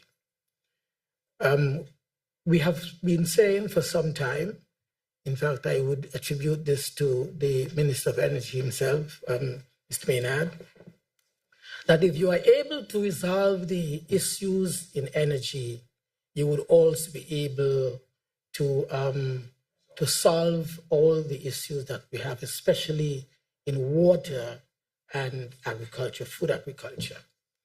Because the desalination that we are pursuing in order to relieve the shortage of water in our country, that again is well supported by foreign direct investment. And so we can thank the Taiwanese government and the team that we have here, led by our ambassador here, for making tangible contributions in ensuring that this particular project is successful for the benefit of the people of St. Kitts and Nevis. And it impacts not only bringing running water, reliable and clean running water for our people, but also it will help in the irrigation that is absolutely necessary if we are to advance agriculture to the next level. So these are some of the areas of investment, apart from what we're doing in terms of education of our people, providing scholarship opportunities from foreign countries so that we would be able to be better trained. We are now looking at Morocco, a lot of the new areas for engineering that we are pursuing with our students in Morocco is in the area of energy and water, so that we have technically trained people on the ground to ensure that this works when it comes into being. And now the last question, the last part of the question pertaining to the threat that has been mentioned by the Secretary of State, that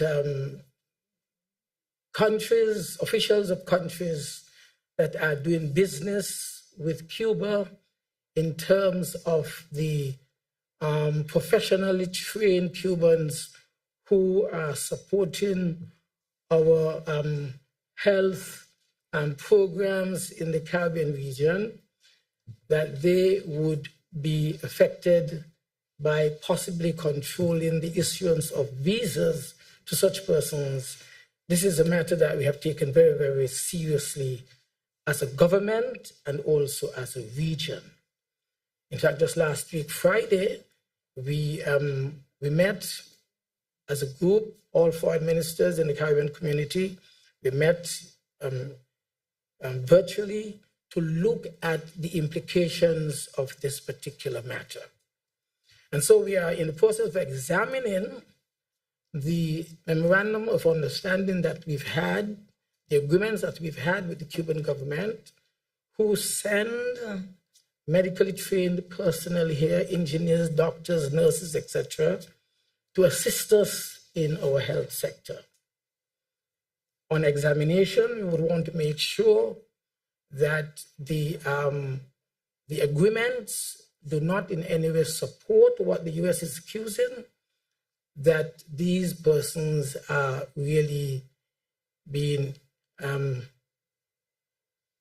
dehumanized because they are working hard in our countries, according to the US, in perception, and they're not being adequately paid because the money is being paid to the Cuban government in order to sustain the status quo in Cuba. We, again, in St. Kitts and Nevis, want to make it very clear to the world that we are not part and parcel of this type of practice as has been accused. We understand that there are some of the doctors who are here with us from Cuba who have a direct employment relationship with the government of St. Kitts and Nevis without the input of the government of Cuba.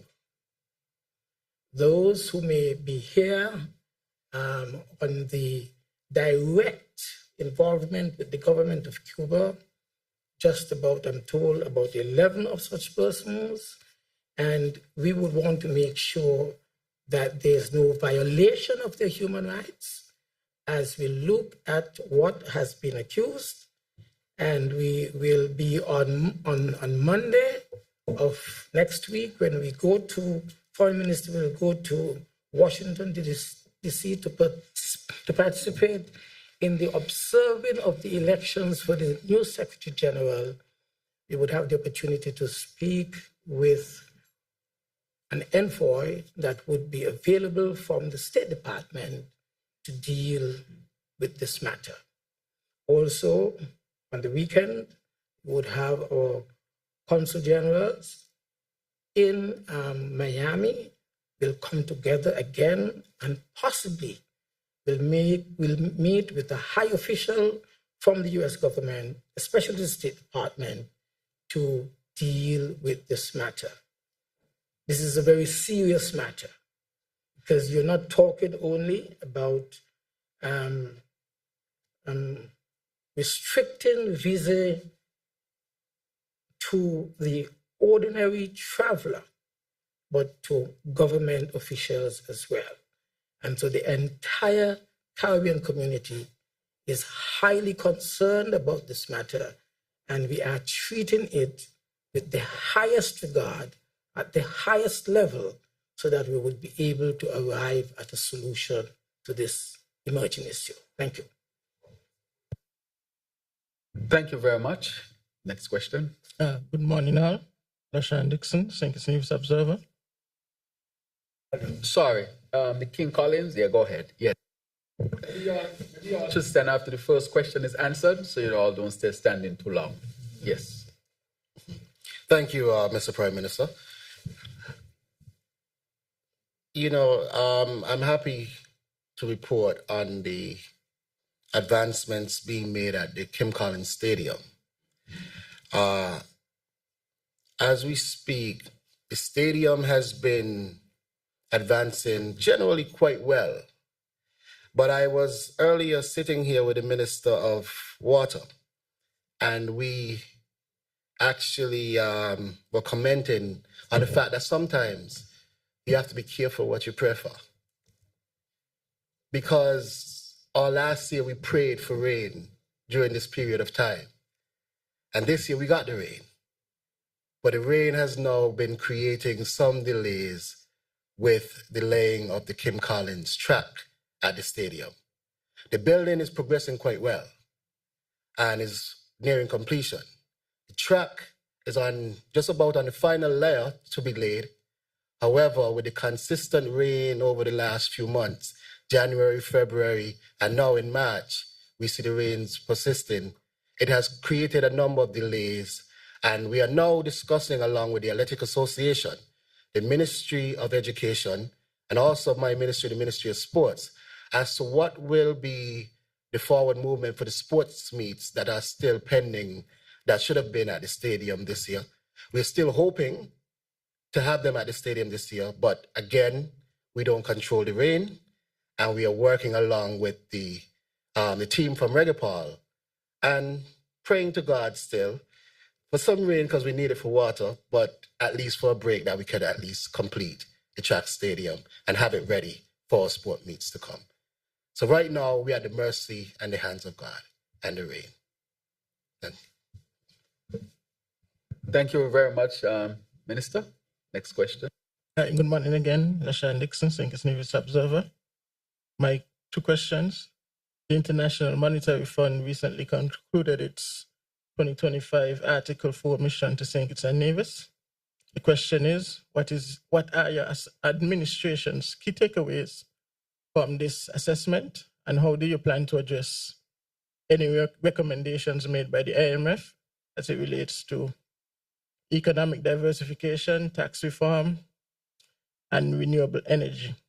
Secondly, there has been a notable decrease in homicides over the past 4 months. What specific measure does the government attribute to this decrease? And what is being implemented that this trend not only continues now, but in the long term? And can I get a final question before we wrap? Okay.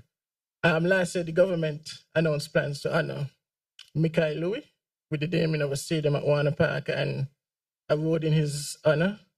However, today, that none of those commitments have been fulfilled. Can you clarify why there has been such a delay and whether these promises will still be honored and when? Thank you. All right, thank you very much. I will touch on the first two that are concerning me. With respect to the Article 4, the IMF report, as you know, we were engaged in that, and the IMF speak to a number of things, our, what we have done well, challenges, and other things that we should work on. I want to say clearly that we have taken the IMF's recommendations very seriously in terms of consolidation and so forth. In terms of the tax regime, some of which we would address without bringing any extra burden to our people. Now, when you look at the IMF report, we expect that there would be growth this year because the economy, as I told you, this year is our year of recovery as we transition our economy to end the heavy dependence on just the CBI program. And so we intend to take a number of measures. One, with respect to renewable energy, they ask that we do it as quickly as possible, which we have been working on since day one. And I want to thank the Minister of Energy for his work on this one. We have now secured the funding to do the drilling for the geothermal project. And the Premier of Nevis has spoken to this.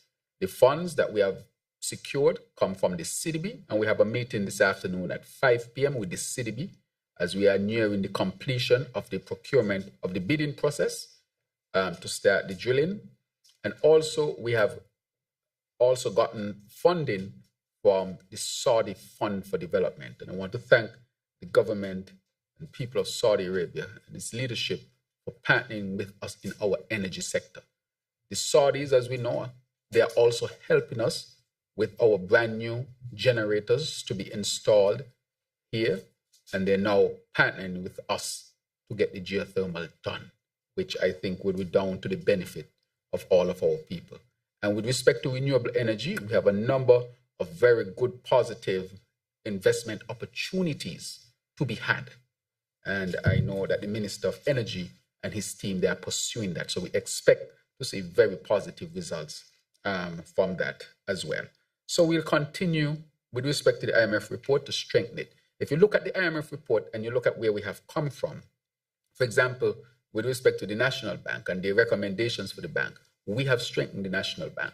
With respect to the Social Security, I have begun the conversation. Social Security has started the conversation to make the necessary changes. We take these recommendations very seriously because for the longevity of our country, we want to make sure that we are set on a solid foundation. So we have done those. The other one that the IMF spoke about, the Development Bank, the IMF did its own assessment, and I had been reporting to our people the state in which we found the Development Bank. It is sad. Don't even have an audit to speak to international funds to help us to access financial resources to help our transition to a sustainable island state. But we'll continue to work to reform the Development Bank so that it can be an institution never to be bastardized again. Never to be bastardized again. And so we are working on that. As you know, with respect to the SIDF, where the former Labour administration, led by Dr. Denzel Douglas, Right Honorable, about $300+ million was left in raw cash, plus what was to come in. A total of over $400 million was spent from the SIDF. I'm not talking CBI program. I'm talking the SIDF as a fund. Over $400 million spent, nearly $500 million, and the country not informed. Now we are doing all the forensic audits. The more we dig is the more we find. This seems like a bottomless pit. How can you spend over $400 million of people's money and not inform the people? Again, it is a serious problem with no audits to show. However, that is affecting us as well because that money should have been placed in a sovereign wealth fund. And I want to inform that the IMF has given us the framework for our sovereign wealth fund, which we will implement this year.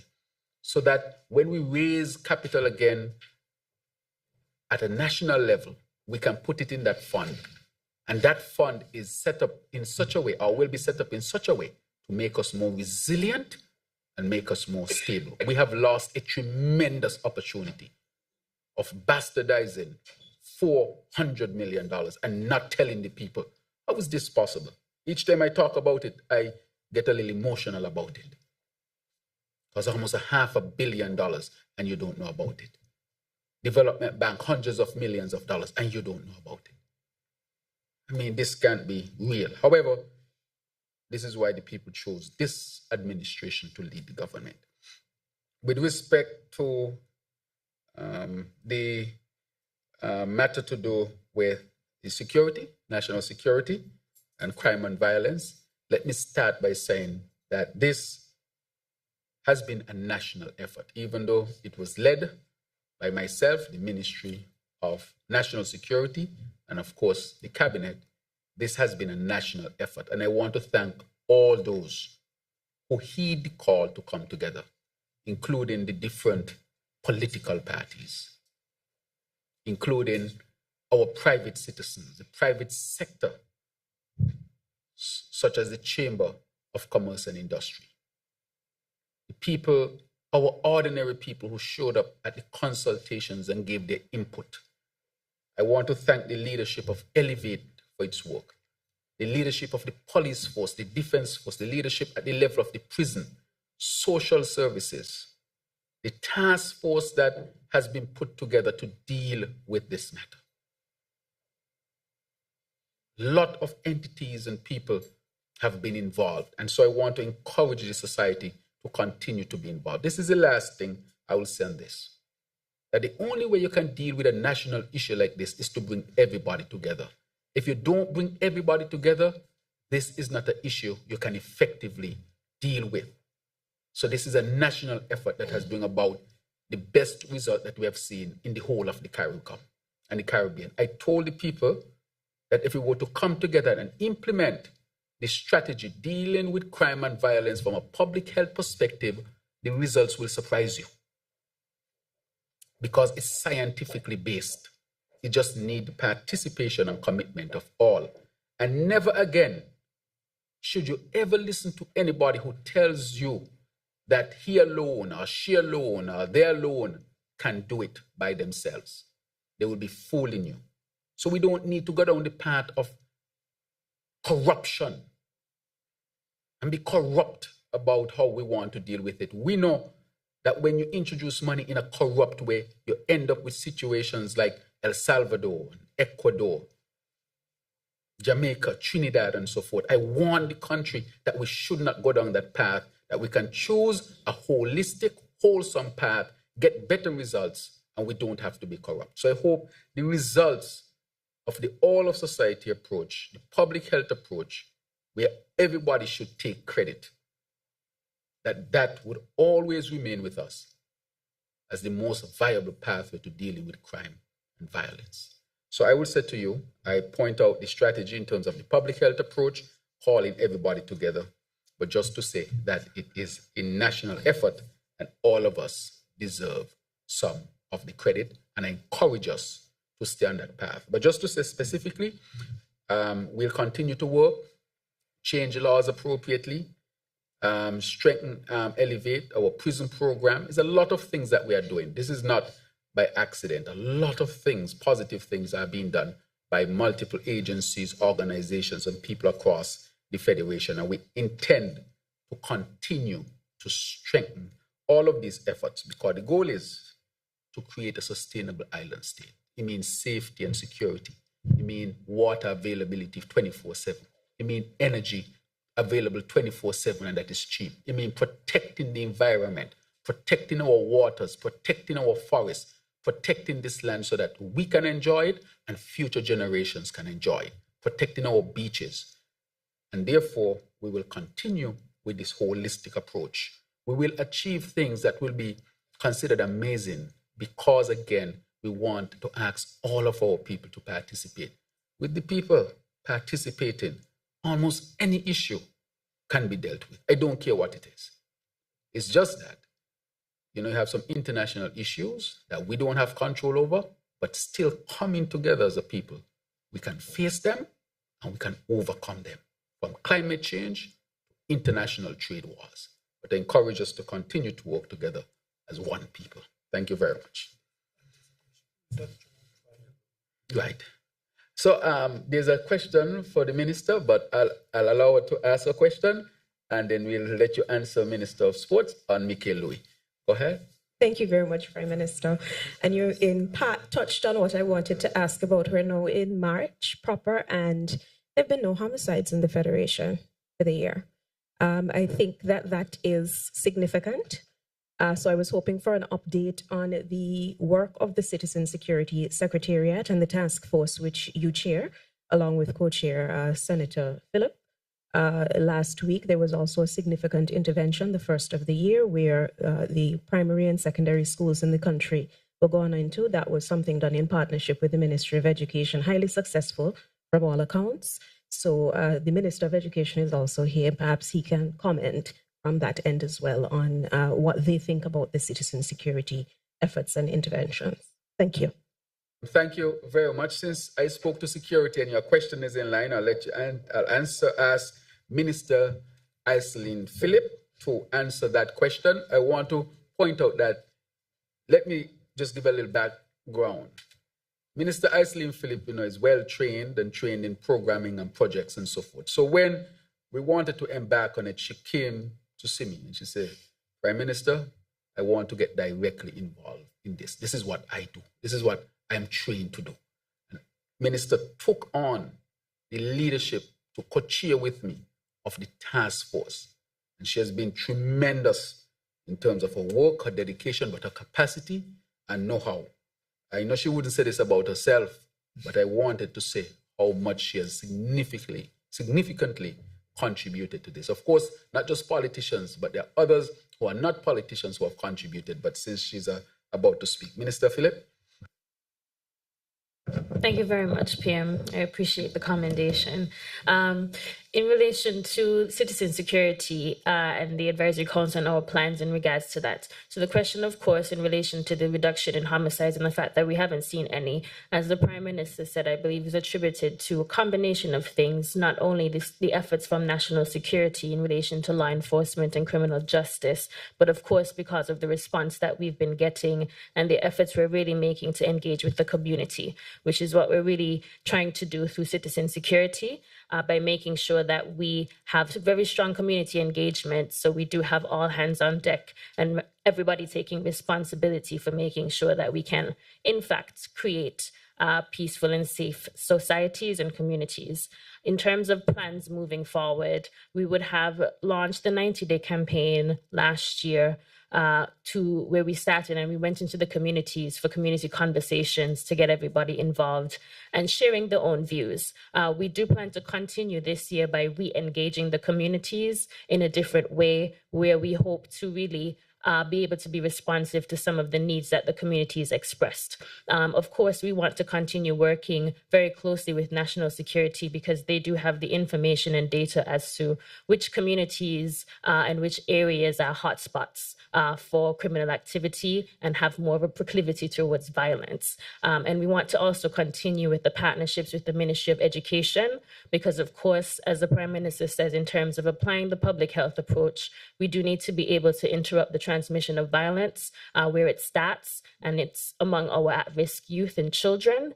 And so we want to make sure that we can strengthen the partnerships with the Ministry of Education by being able to continue with data collection, which is very important, so that we really understand the issues and the challenges and the problems so that we can, in fact, create interventions. And we want to be able to continue creating interventions in partnership with the communities, with the private sector, with all citizens, and also to be able to empower non-governmental agencies to be on board in supporting the efforts. This is really definitely most literally an all of society approach, and that is really what we will be consistently pushing and pressing as we continue the work of citizen security while national security continues its work with law enforcement. Thank you. Thank you very much, Minister. If you were to speak on everything, it will take you a year. Thanks for your brevity. I'll now turn it over to Minister of Sports. Yes, thank you again, Honorable Prime Minister. Just to touch briefly on our superstars, Michael and Jeremiah Louis. Last year, we collectively decided to honor them for their ascension to the West Indies cricket team and their commendable work in the area of cricket. and we identified a number of areas which we wanted to honor them. We have indeed delivered on a number of those, but there are 2 outstanding areas. The ceremony that will highlight which stadium will be named after them, and the ceremony to highlight which road. Of course, when you're naming stadiums and roads after individuals, some deliberation must occur because you have to identify which ones and ensure that there is some buy-in in terms of those selected. And we have actually been discussing activities this year. As we know, Australia is likely to be playing here in St. Kitts and Nevis in July. And we do have CPL this year again.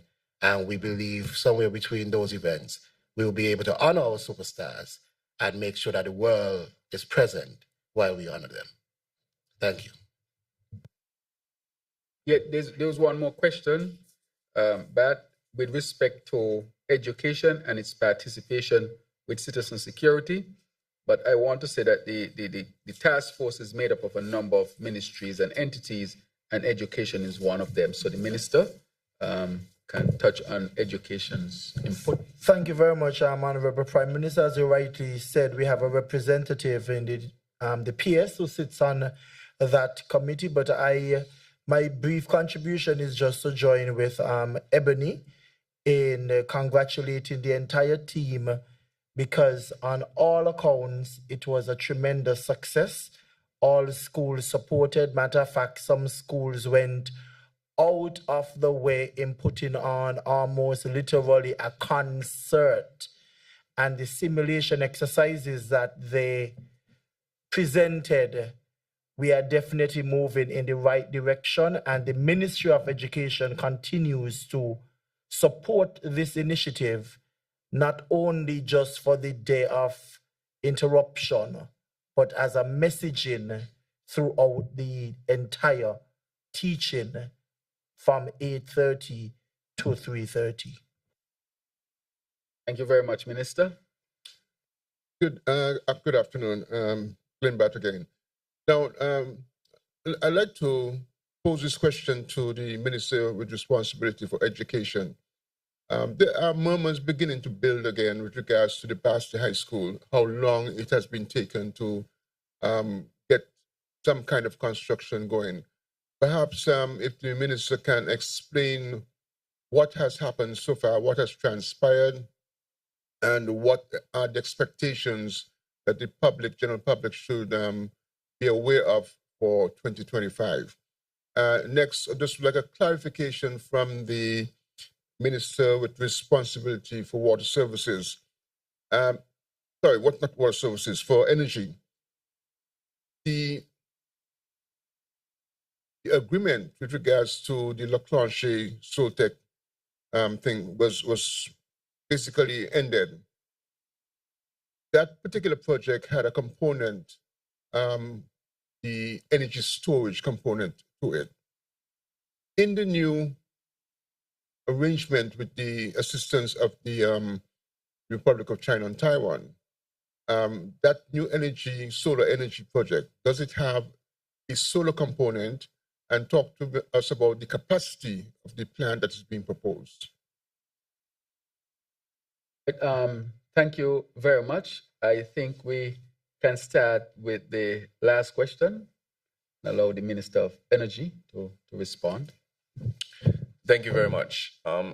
All solar energy projects that we're pursuing with potential developers will have an aspect of battery energy storage. This is important for a number of reasons. Importantly, to provide stability on the grid. One of the lessons learned from around the Caribbean is that in some countries they had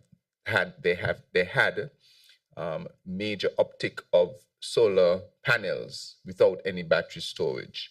Now, because we are small and because those panels are concentrated in a small area, a single cloud cover like today can mean that a farm that is producing 20 megawatts of power this minute can produce literally 2 megawatts of power the next minute. If you have that type of drop off of solar power to the grid, you can destabilize the grid. And so you need battery energy storage to regulate that drop off so that you can ramp down appropriately. And if you need to go back to traditional sources, you can ramp them up to match that. So all projects that we're looking at, including with the Taiwanese and also the process that Skelec is undertaking to onboard other developers, will have some element of battery storage. Second reason for battery storage, of course, is to extend the amount of power you can give to the grid over a period of time. Obviously, solar is only viable from about 8 a.m. in the morning to 4 or 5. Batteries used to extend that. Now, naturally, you can have batteries that extend power right into the night, but then it becomes economically unfeasible. And so there has to be a balance as to how much battery you will put into the system to ensure that the cost point stays at a particular point. So that analysis is being done to ensure that any developer that we bring on is properly guided as to how much solar and how much battery. But every project that we're looking at will have to have some element of that for the purposes of stability. That even includes wind as well. Persons think sometimes that wind is consistent. I would want to remind you, recently we had an uptick in wind. I don't know if you remember, we had about 3-4 weeks where the wind was incredibly high. And today is particularly very still. This similar thing, not on the same scale, but you need to have some stabilizing element to ensure that the power being put onto a grid that is so small in our case, because our grid size is about 30 megawatts. If you simply have a 15 megawatt plant of any size, and that cannot operate consistently, it destabilizes the entire grid, compared to if your grid was 100 megawatts and you had that same 15 megawatts that goes offline. That's only a 15% problem. So all of them will have some energy component in varying levels to ensure stability and the ability to extend the renewable energy that's available to us. Minister, before you turn off your mic, can you just go into 2-3 minutes, speak to the new meters and what that would mean? Right. So the new meters are going to be transformational for our energy sector in a number of ways.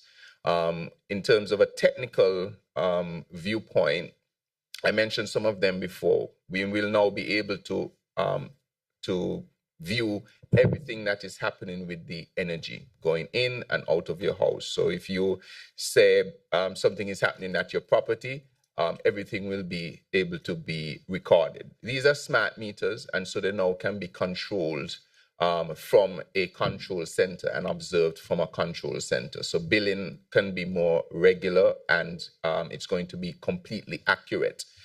So we will eliminate the issues of errors associated with reading the meters. I think the Prime Minister wants me especially to talk about the fact that very shortly we should be unveiling our feed-in tariff policy, which will mean that you can invest in renewable energy products at your home, whether it is even a small wind turbine or whether it is solar panels, and you can get into an agreement with Skelec to produce energy for Skelec. You sell all of it to Skelec.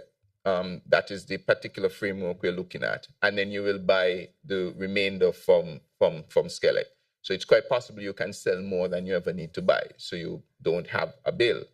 And so this meter will allow for us to be able to do that and record it properly and observe everything associated with your renewable energy setup.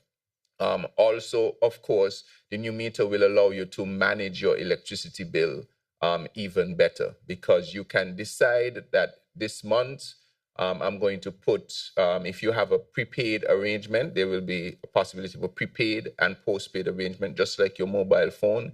You will decide if you want to put on $100 this month, and you manage that how that $100 is used. You will be able to obviously get alerts and follow as to where that is, so you can actually see your usage over time and understand what you need to disconnect, connect in your house to be able to manage your energy usage effectively. So this will help Skelec, obviously. There will be no need to disconnect anyone because you will be in complete control of your energy. You can decide when it goes on, when it goes off. That's all up to you. So there are many, many advantages to this AMI. And as I said, we're now well advanced in this. The rollout is going to be this year. And so it will coincide with your now ability to sell a certain amount of energy to the grid and be part of the renewable energy revolution that is going to be taking place in our federation. Thank you very much, Minister. That is good news to me as well.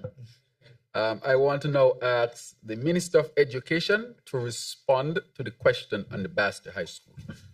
Thank you very much, Honorable Prime Minister, and thank you very much, Mr. Bat. And I must remind you, even though I know you know, that I have been the minister just for 2.5 years, and we waited for eternity for Basti High School, promised 7 years prior to our introduction into government, and $21 million would have been invested with no results.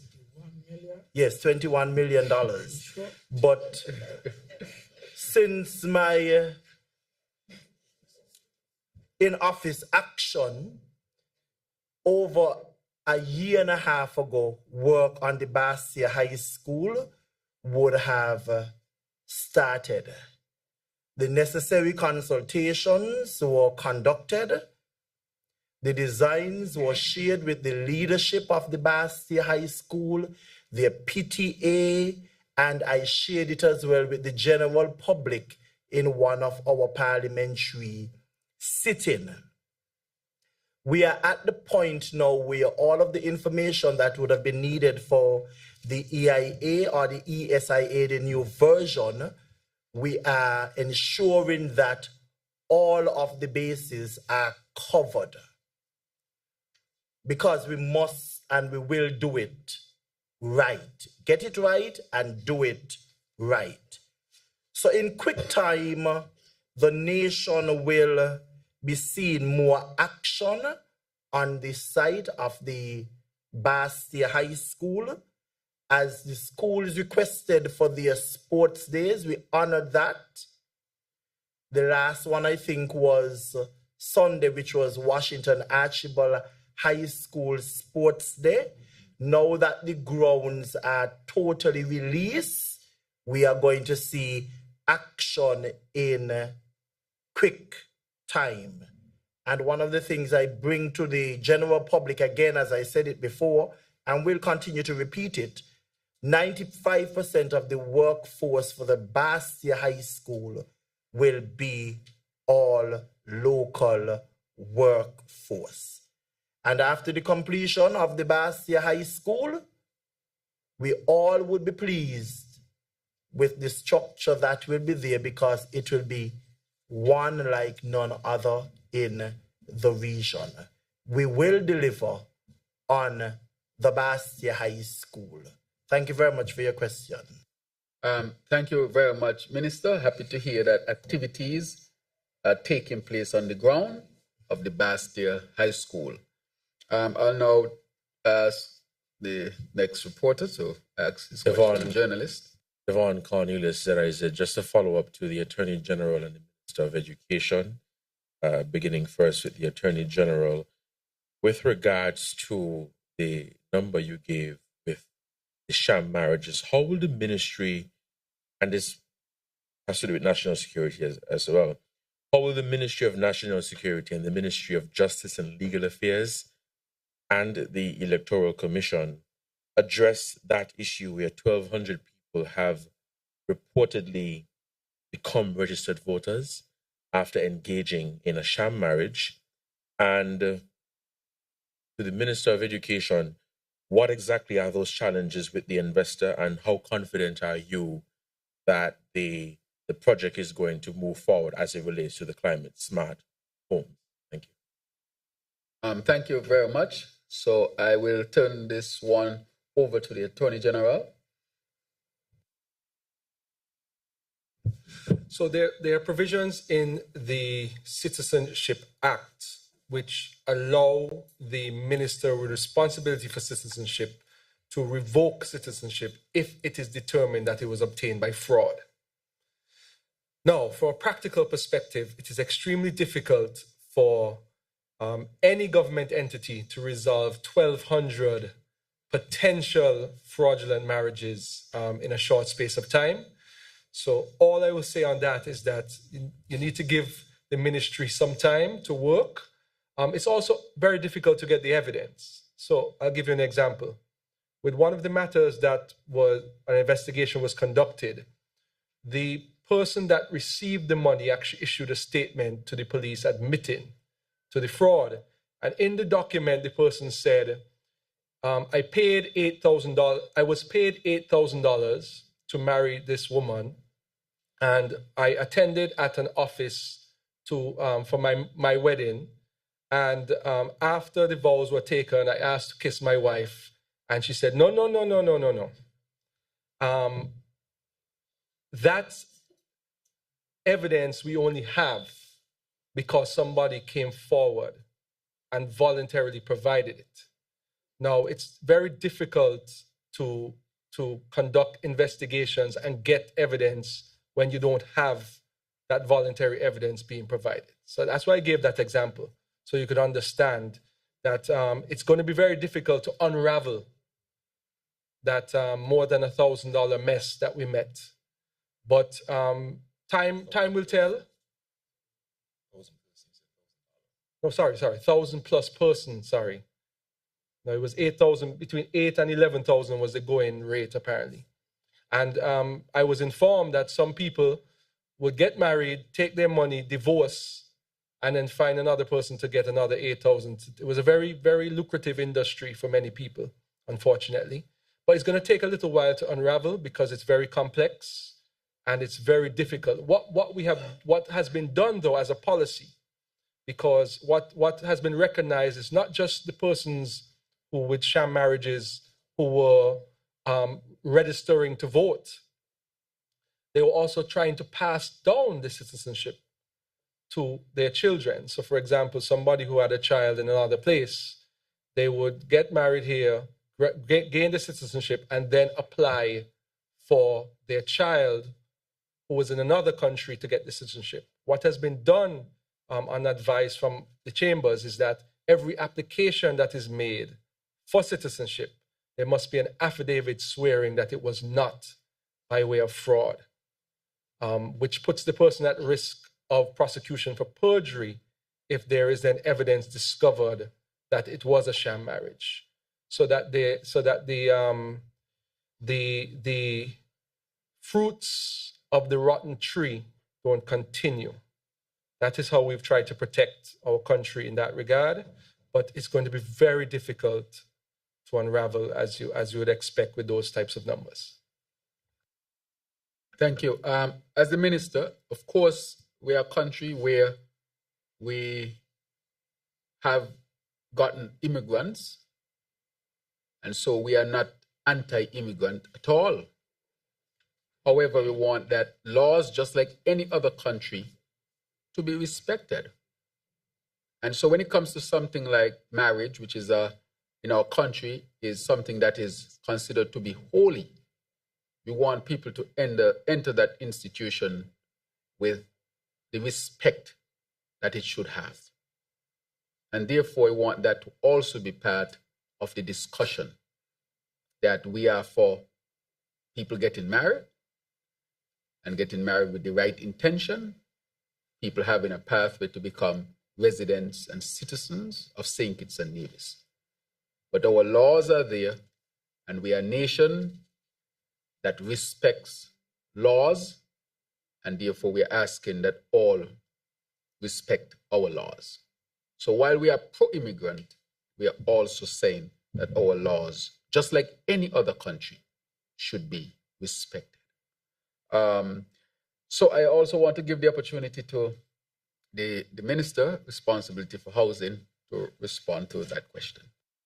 Thank you very much for the question as well. As I indicated in my original statement when I spoke about housing, and I highlighted the fact that There are a number of challenges. Of course, some of the delays is contractual, and that is being handled with the Ages Office.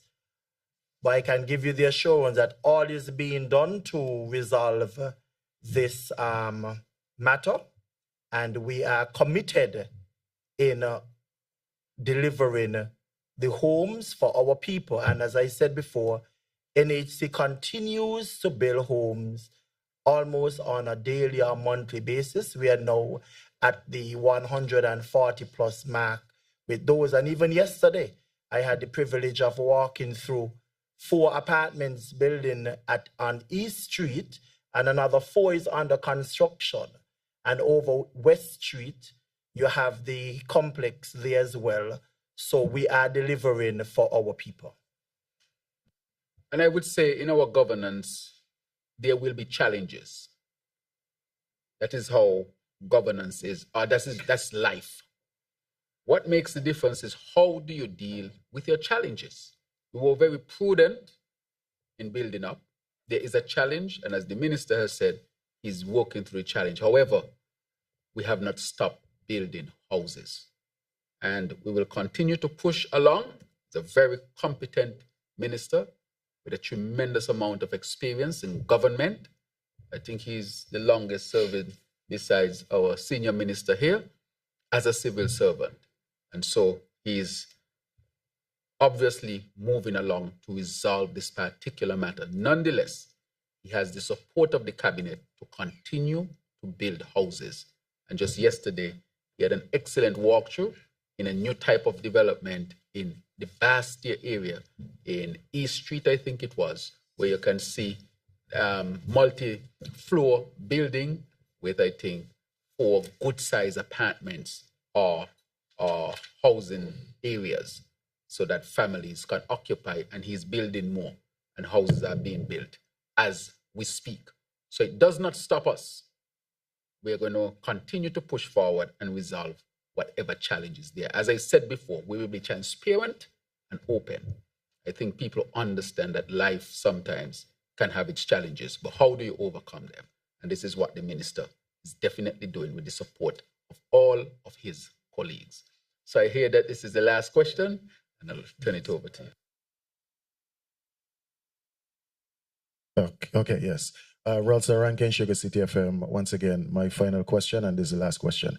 And it's directed to Honorable Samuel Duggins. What is your ministry or the government doing, concerning the livestock owners? Because we've noticed accidents happening with livestock owners, and, there's no way of finding out who, these animals belongs to, so that they can held accountable. Because I noticed in certain countries, they would brand the animals, and that brand would, direct to the owner, and that way you would find who the person is responsible. Because a lot of accidents has been, occurring due to the livestock. Recently, we saw one. I think it was a pickup or something. Guy run over 7 sheep or goats. Everybody's still wondering how that happened. And also, I know you're probably in your closing remarks. Can you give an update as to the Tabasco plant? And that's it. Minister of Agriculture. Yes, thank you once again. And Rankin, thank you for those questions. Regarding the incidents with livestock, there are 2 issues there. One, that we do have livestock that are unowned, naturally roaming in Nevis. Particularly, you have the donkeys. You do have some wild pigs, wild sheep, wild goats that are not directly registered to any particular farmer. And that is something that we have to contend with. But that presents a number of challenges, because you don't just want to remove all of them from the ecosystem either, because they keep a delicate balance. So how do we manage that? The other part is for registered animals. We do have a registration process at the Department of Agriculture, and we have been amending our laws and regulations. Most recently, the Plant and Animal Protection Act were brought forward, and we want to be able to start putting the right laws in place to then enforce on the back end properly. Because the truth is, we can't have animals just freely roaming the road in the country because they pose a number of challenges to our drivers and pedestrians alike, and households as well. And importantly, to our farmers, because the sheep go into cattle grazing grounds, eat down the cattle grazing grounds, and they go into farms, eat down farmers' produce. So we must have some kind of control, and we are working on the legislation to be able to have a robust framework to enact that control. And that's where we are currently. But we also encourage the livestock farmers to keep greater control of your animals. Yes, we understand that they need to graze in some cases, but that could be managed. And we encourage all livestock owners to manage the grazing of their animals as well, while we work on the laws to be able to enforce that properly. Yes. If you can also touch on the Tabasco project. Yes. Yes, regarding the Tabasco project. So far, we've done the experimental plot, and we see some really good results. We had the expert from Tabasco here just last week, and they are quite impressed with the results that they are seeing in St. Kitts, and they have indicated that we have a bright future ahead for our growing in this regard. We are now rolling out the actual production sites, and we have been acquiring some land. To date, I think we have acquired over 100 acres of land to put into production for Tabasco peppers. It's a 3-month process to harvest, and we are hoping by the end of this year that we will be exporting agriculture produce for the first time in a long time to the United States. And so that project is ongoing and going very well. We are seeing the fruits of that already emerging. Yes. Thank you very much, Minister. Just to say that every 10 acres, every acre is 3 to 5 workers. That's what we're told. Yeah, every acre is 3 to 5 workers. If you have 100 acres, you get the idea of how many jobs that will create. And we want to do about 200 acres eventually or more. In addition to that, the minister will tell you we'll diversify and grow other crops so that we can export and supply in larger markets. So agriculture, we are making necessary investment. Food security is critical for us as a people. I want to give the last word to Honorable Dr. Joya Clark, who has a very special announcement and to fill us in with details to deal with some. This matter is very high on our agenda as we deal with the issues of climate change and how it's affecting us here in St. Kitts and Nevis in particular, and the region in general, and the world as on a whole. Dr. Joya Clark. Thank you, Prime Minister. For a moment, I thought I had a wedding announcement. But I didn't know. But indeed, so Island Innovation, James Elmore and his team, they're here with us in St. Kitts, and they're working very closely with Miss Sharon Rattan, who is leading on the event coordination for GSIS. We expect to bring 300 persons here to St. Kitts and Nevis for up to 5 days of partnership, a youth forum that the Ministry of Youth will be helping us to mobilize over 100 local participants plus 100 international participants. We intend to have a very special opening day hosted at the Eco Park in partnership with the Republic of China and Taiwan, one of our greatest island partners in sustainability. Also, a 2-day session at the St. Kitts Marriott Hotel, where we will be having a CISA-themed conversation with experts, island leaders, former prime ministers, heads of state. And we're also having a 2-day sub-region summit where the Nevis Island Nation, will be hosting other sub-regions such as Anguilla, the etc., to talk about the issues that affect them in terms of climate financing. Importantly, we're having a geothermal summit on the island of Nevis, co-hosted by our Minister of Energy here, as well as the Nevis Island Administration in partnership with SCELEC and NEVLEC. The ministry took on Prime Minister's mandate about conference tourism and sustainability, and we're bringing folks to St. Kitts and Nevis to have a fulsome discussion on everything that matters to us around sustainability. It is not a simple task of mobilizing resources and persons to have conversations and meaningful conversations about sustainability. Importantly, because our island has we have demonstrated our commitment to sustainability. Many of our regional partners have opted to come on board. We have a very, very promising project with Climate Smart Accelerator in the Caribbean, and they're going to be doing a hydroponics project in partnership with the Ministry of Agriculture.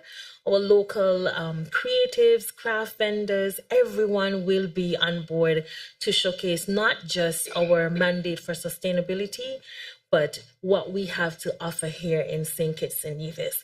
Importantly, the Global Sustainable Island Summit would be the third summit that we're having here with the ministry support. We're having the Green Climate Fund in 2 weeks, and everyone knows that the Green Climate Fund is about financing, climate financing. And then we're having ECLAC, which is bringing regional human rights and environmental defenders. And then, of course, we culminate with the Global Sustainable Island Summit in May. But that's not it, because agriculture will also be bringing 350 persons in October for Caribbean Agricultural Week.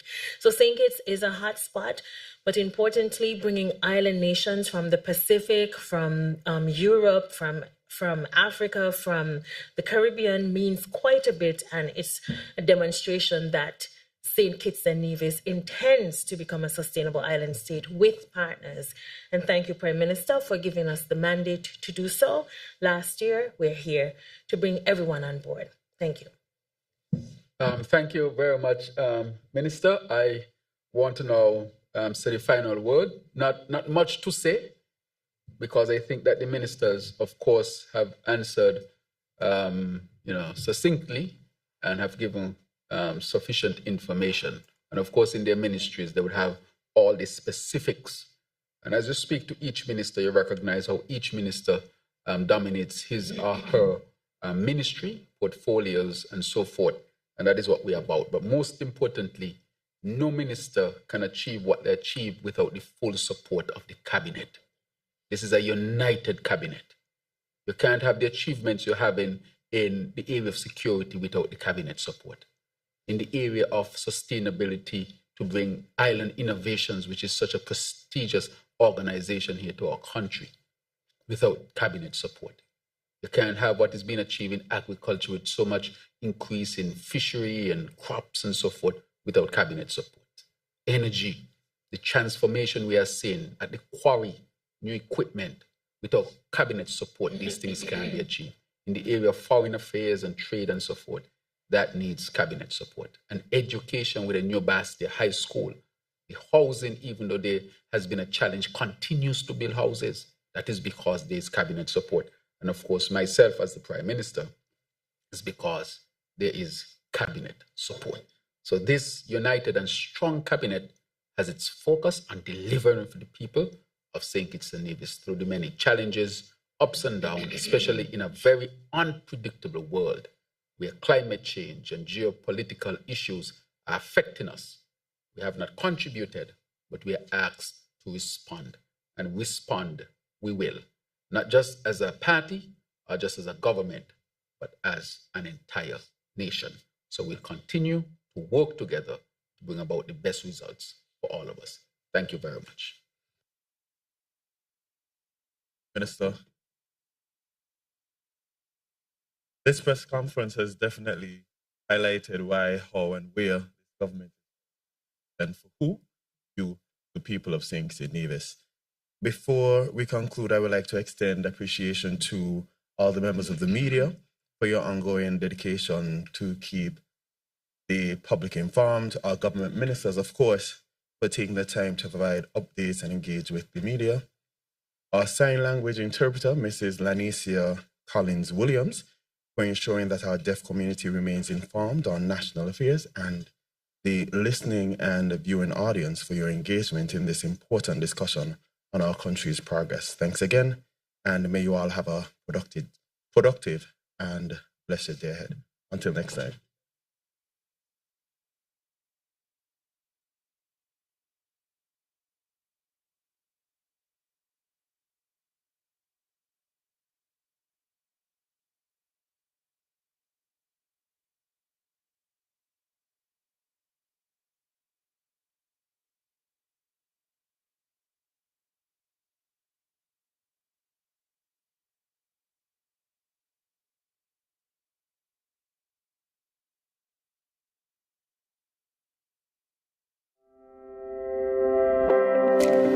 To have this machine here is really a blessing to the people of St. Kitts and Nevis.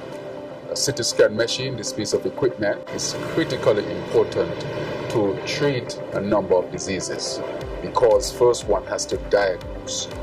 It is important for strokes. Anyone who has a stroke really should get an emergency CT scan to determine the course of treatment. We know that strokes are very common here in St. Kitts and Nevis, and if you don't have a CT scan, it really limits how effectively you can treat those who suffer from strokes.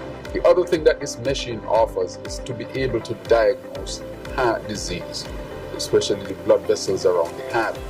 We don't have the capacity to fully diagnose these to determine course of treatment, but this machine has the capacity to do that. This piece of equipment is critically important and fundamental in making sure that we can improve treatment of youth citizens of St. Kitts and Nevis. And all this is really towards our upgrading of our hospital, towards becoming an accredited institution. We're on a journey of accreditation, and therefore we must tackle the issues here from all perspectives, whether it is the physical plan in terms of equipment, human resource development, and customer service, which I think is very, very important. So I want to implore on all of us who are involved in this, those who are here in the leadership position, those who will work with this machine, to care the machine, to take care of this machine, to really appreciate what this machine will do for our people, so that at the end of the day, we can make sure that healthcare gets to where we want it, which is to satisfy the needs of our people.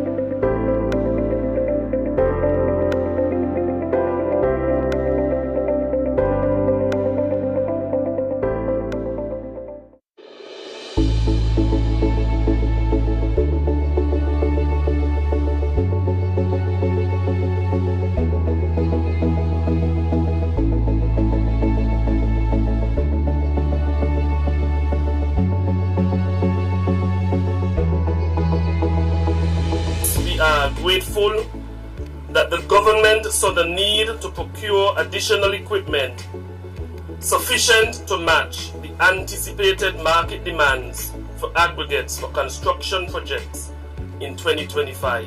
It is with great pride that today we celebrate a significant milestone for the government of St. Kitts and Nevis with the commissioning of a newly upgraded government quarry. We are pleased to share that we have now commissioned 3 other critical pieces of equipment: the secondary crusher and the screening plant. Additionally, the rock back truck that you see on my right. With these new additions, the quarry's output is set to increase by over 300%. This incredible boost in production capacity will ensure that we can meet the demands of future infrastructure projects, avoid costly delays, and most importantly, reduce construction costs. The impact of this upgrade cannot be overstated. The quarry produces aggregates, materials like stone dust, half-inch stones and three-quarter-inch stones that are vital for the production of concrete and masonry blocks. In fact, While many materials used in construction are imported, steel, cement, PVC piping, electrical wires, 50% of the material input for concrete is comprised of aggregates, which we can now produce locally in higher quality and in greater quantities than ever before. With the commissioning of these new additions, the power screen secondary crushing plant, the power screen screening plant, and the rock back truck, we take yet another step forward in enhancing the efficiency and productivity of our quarry operation.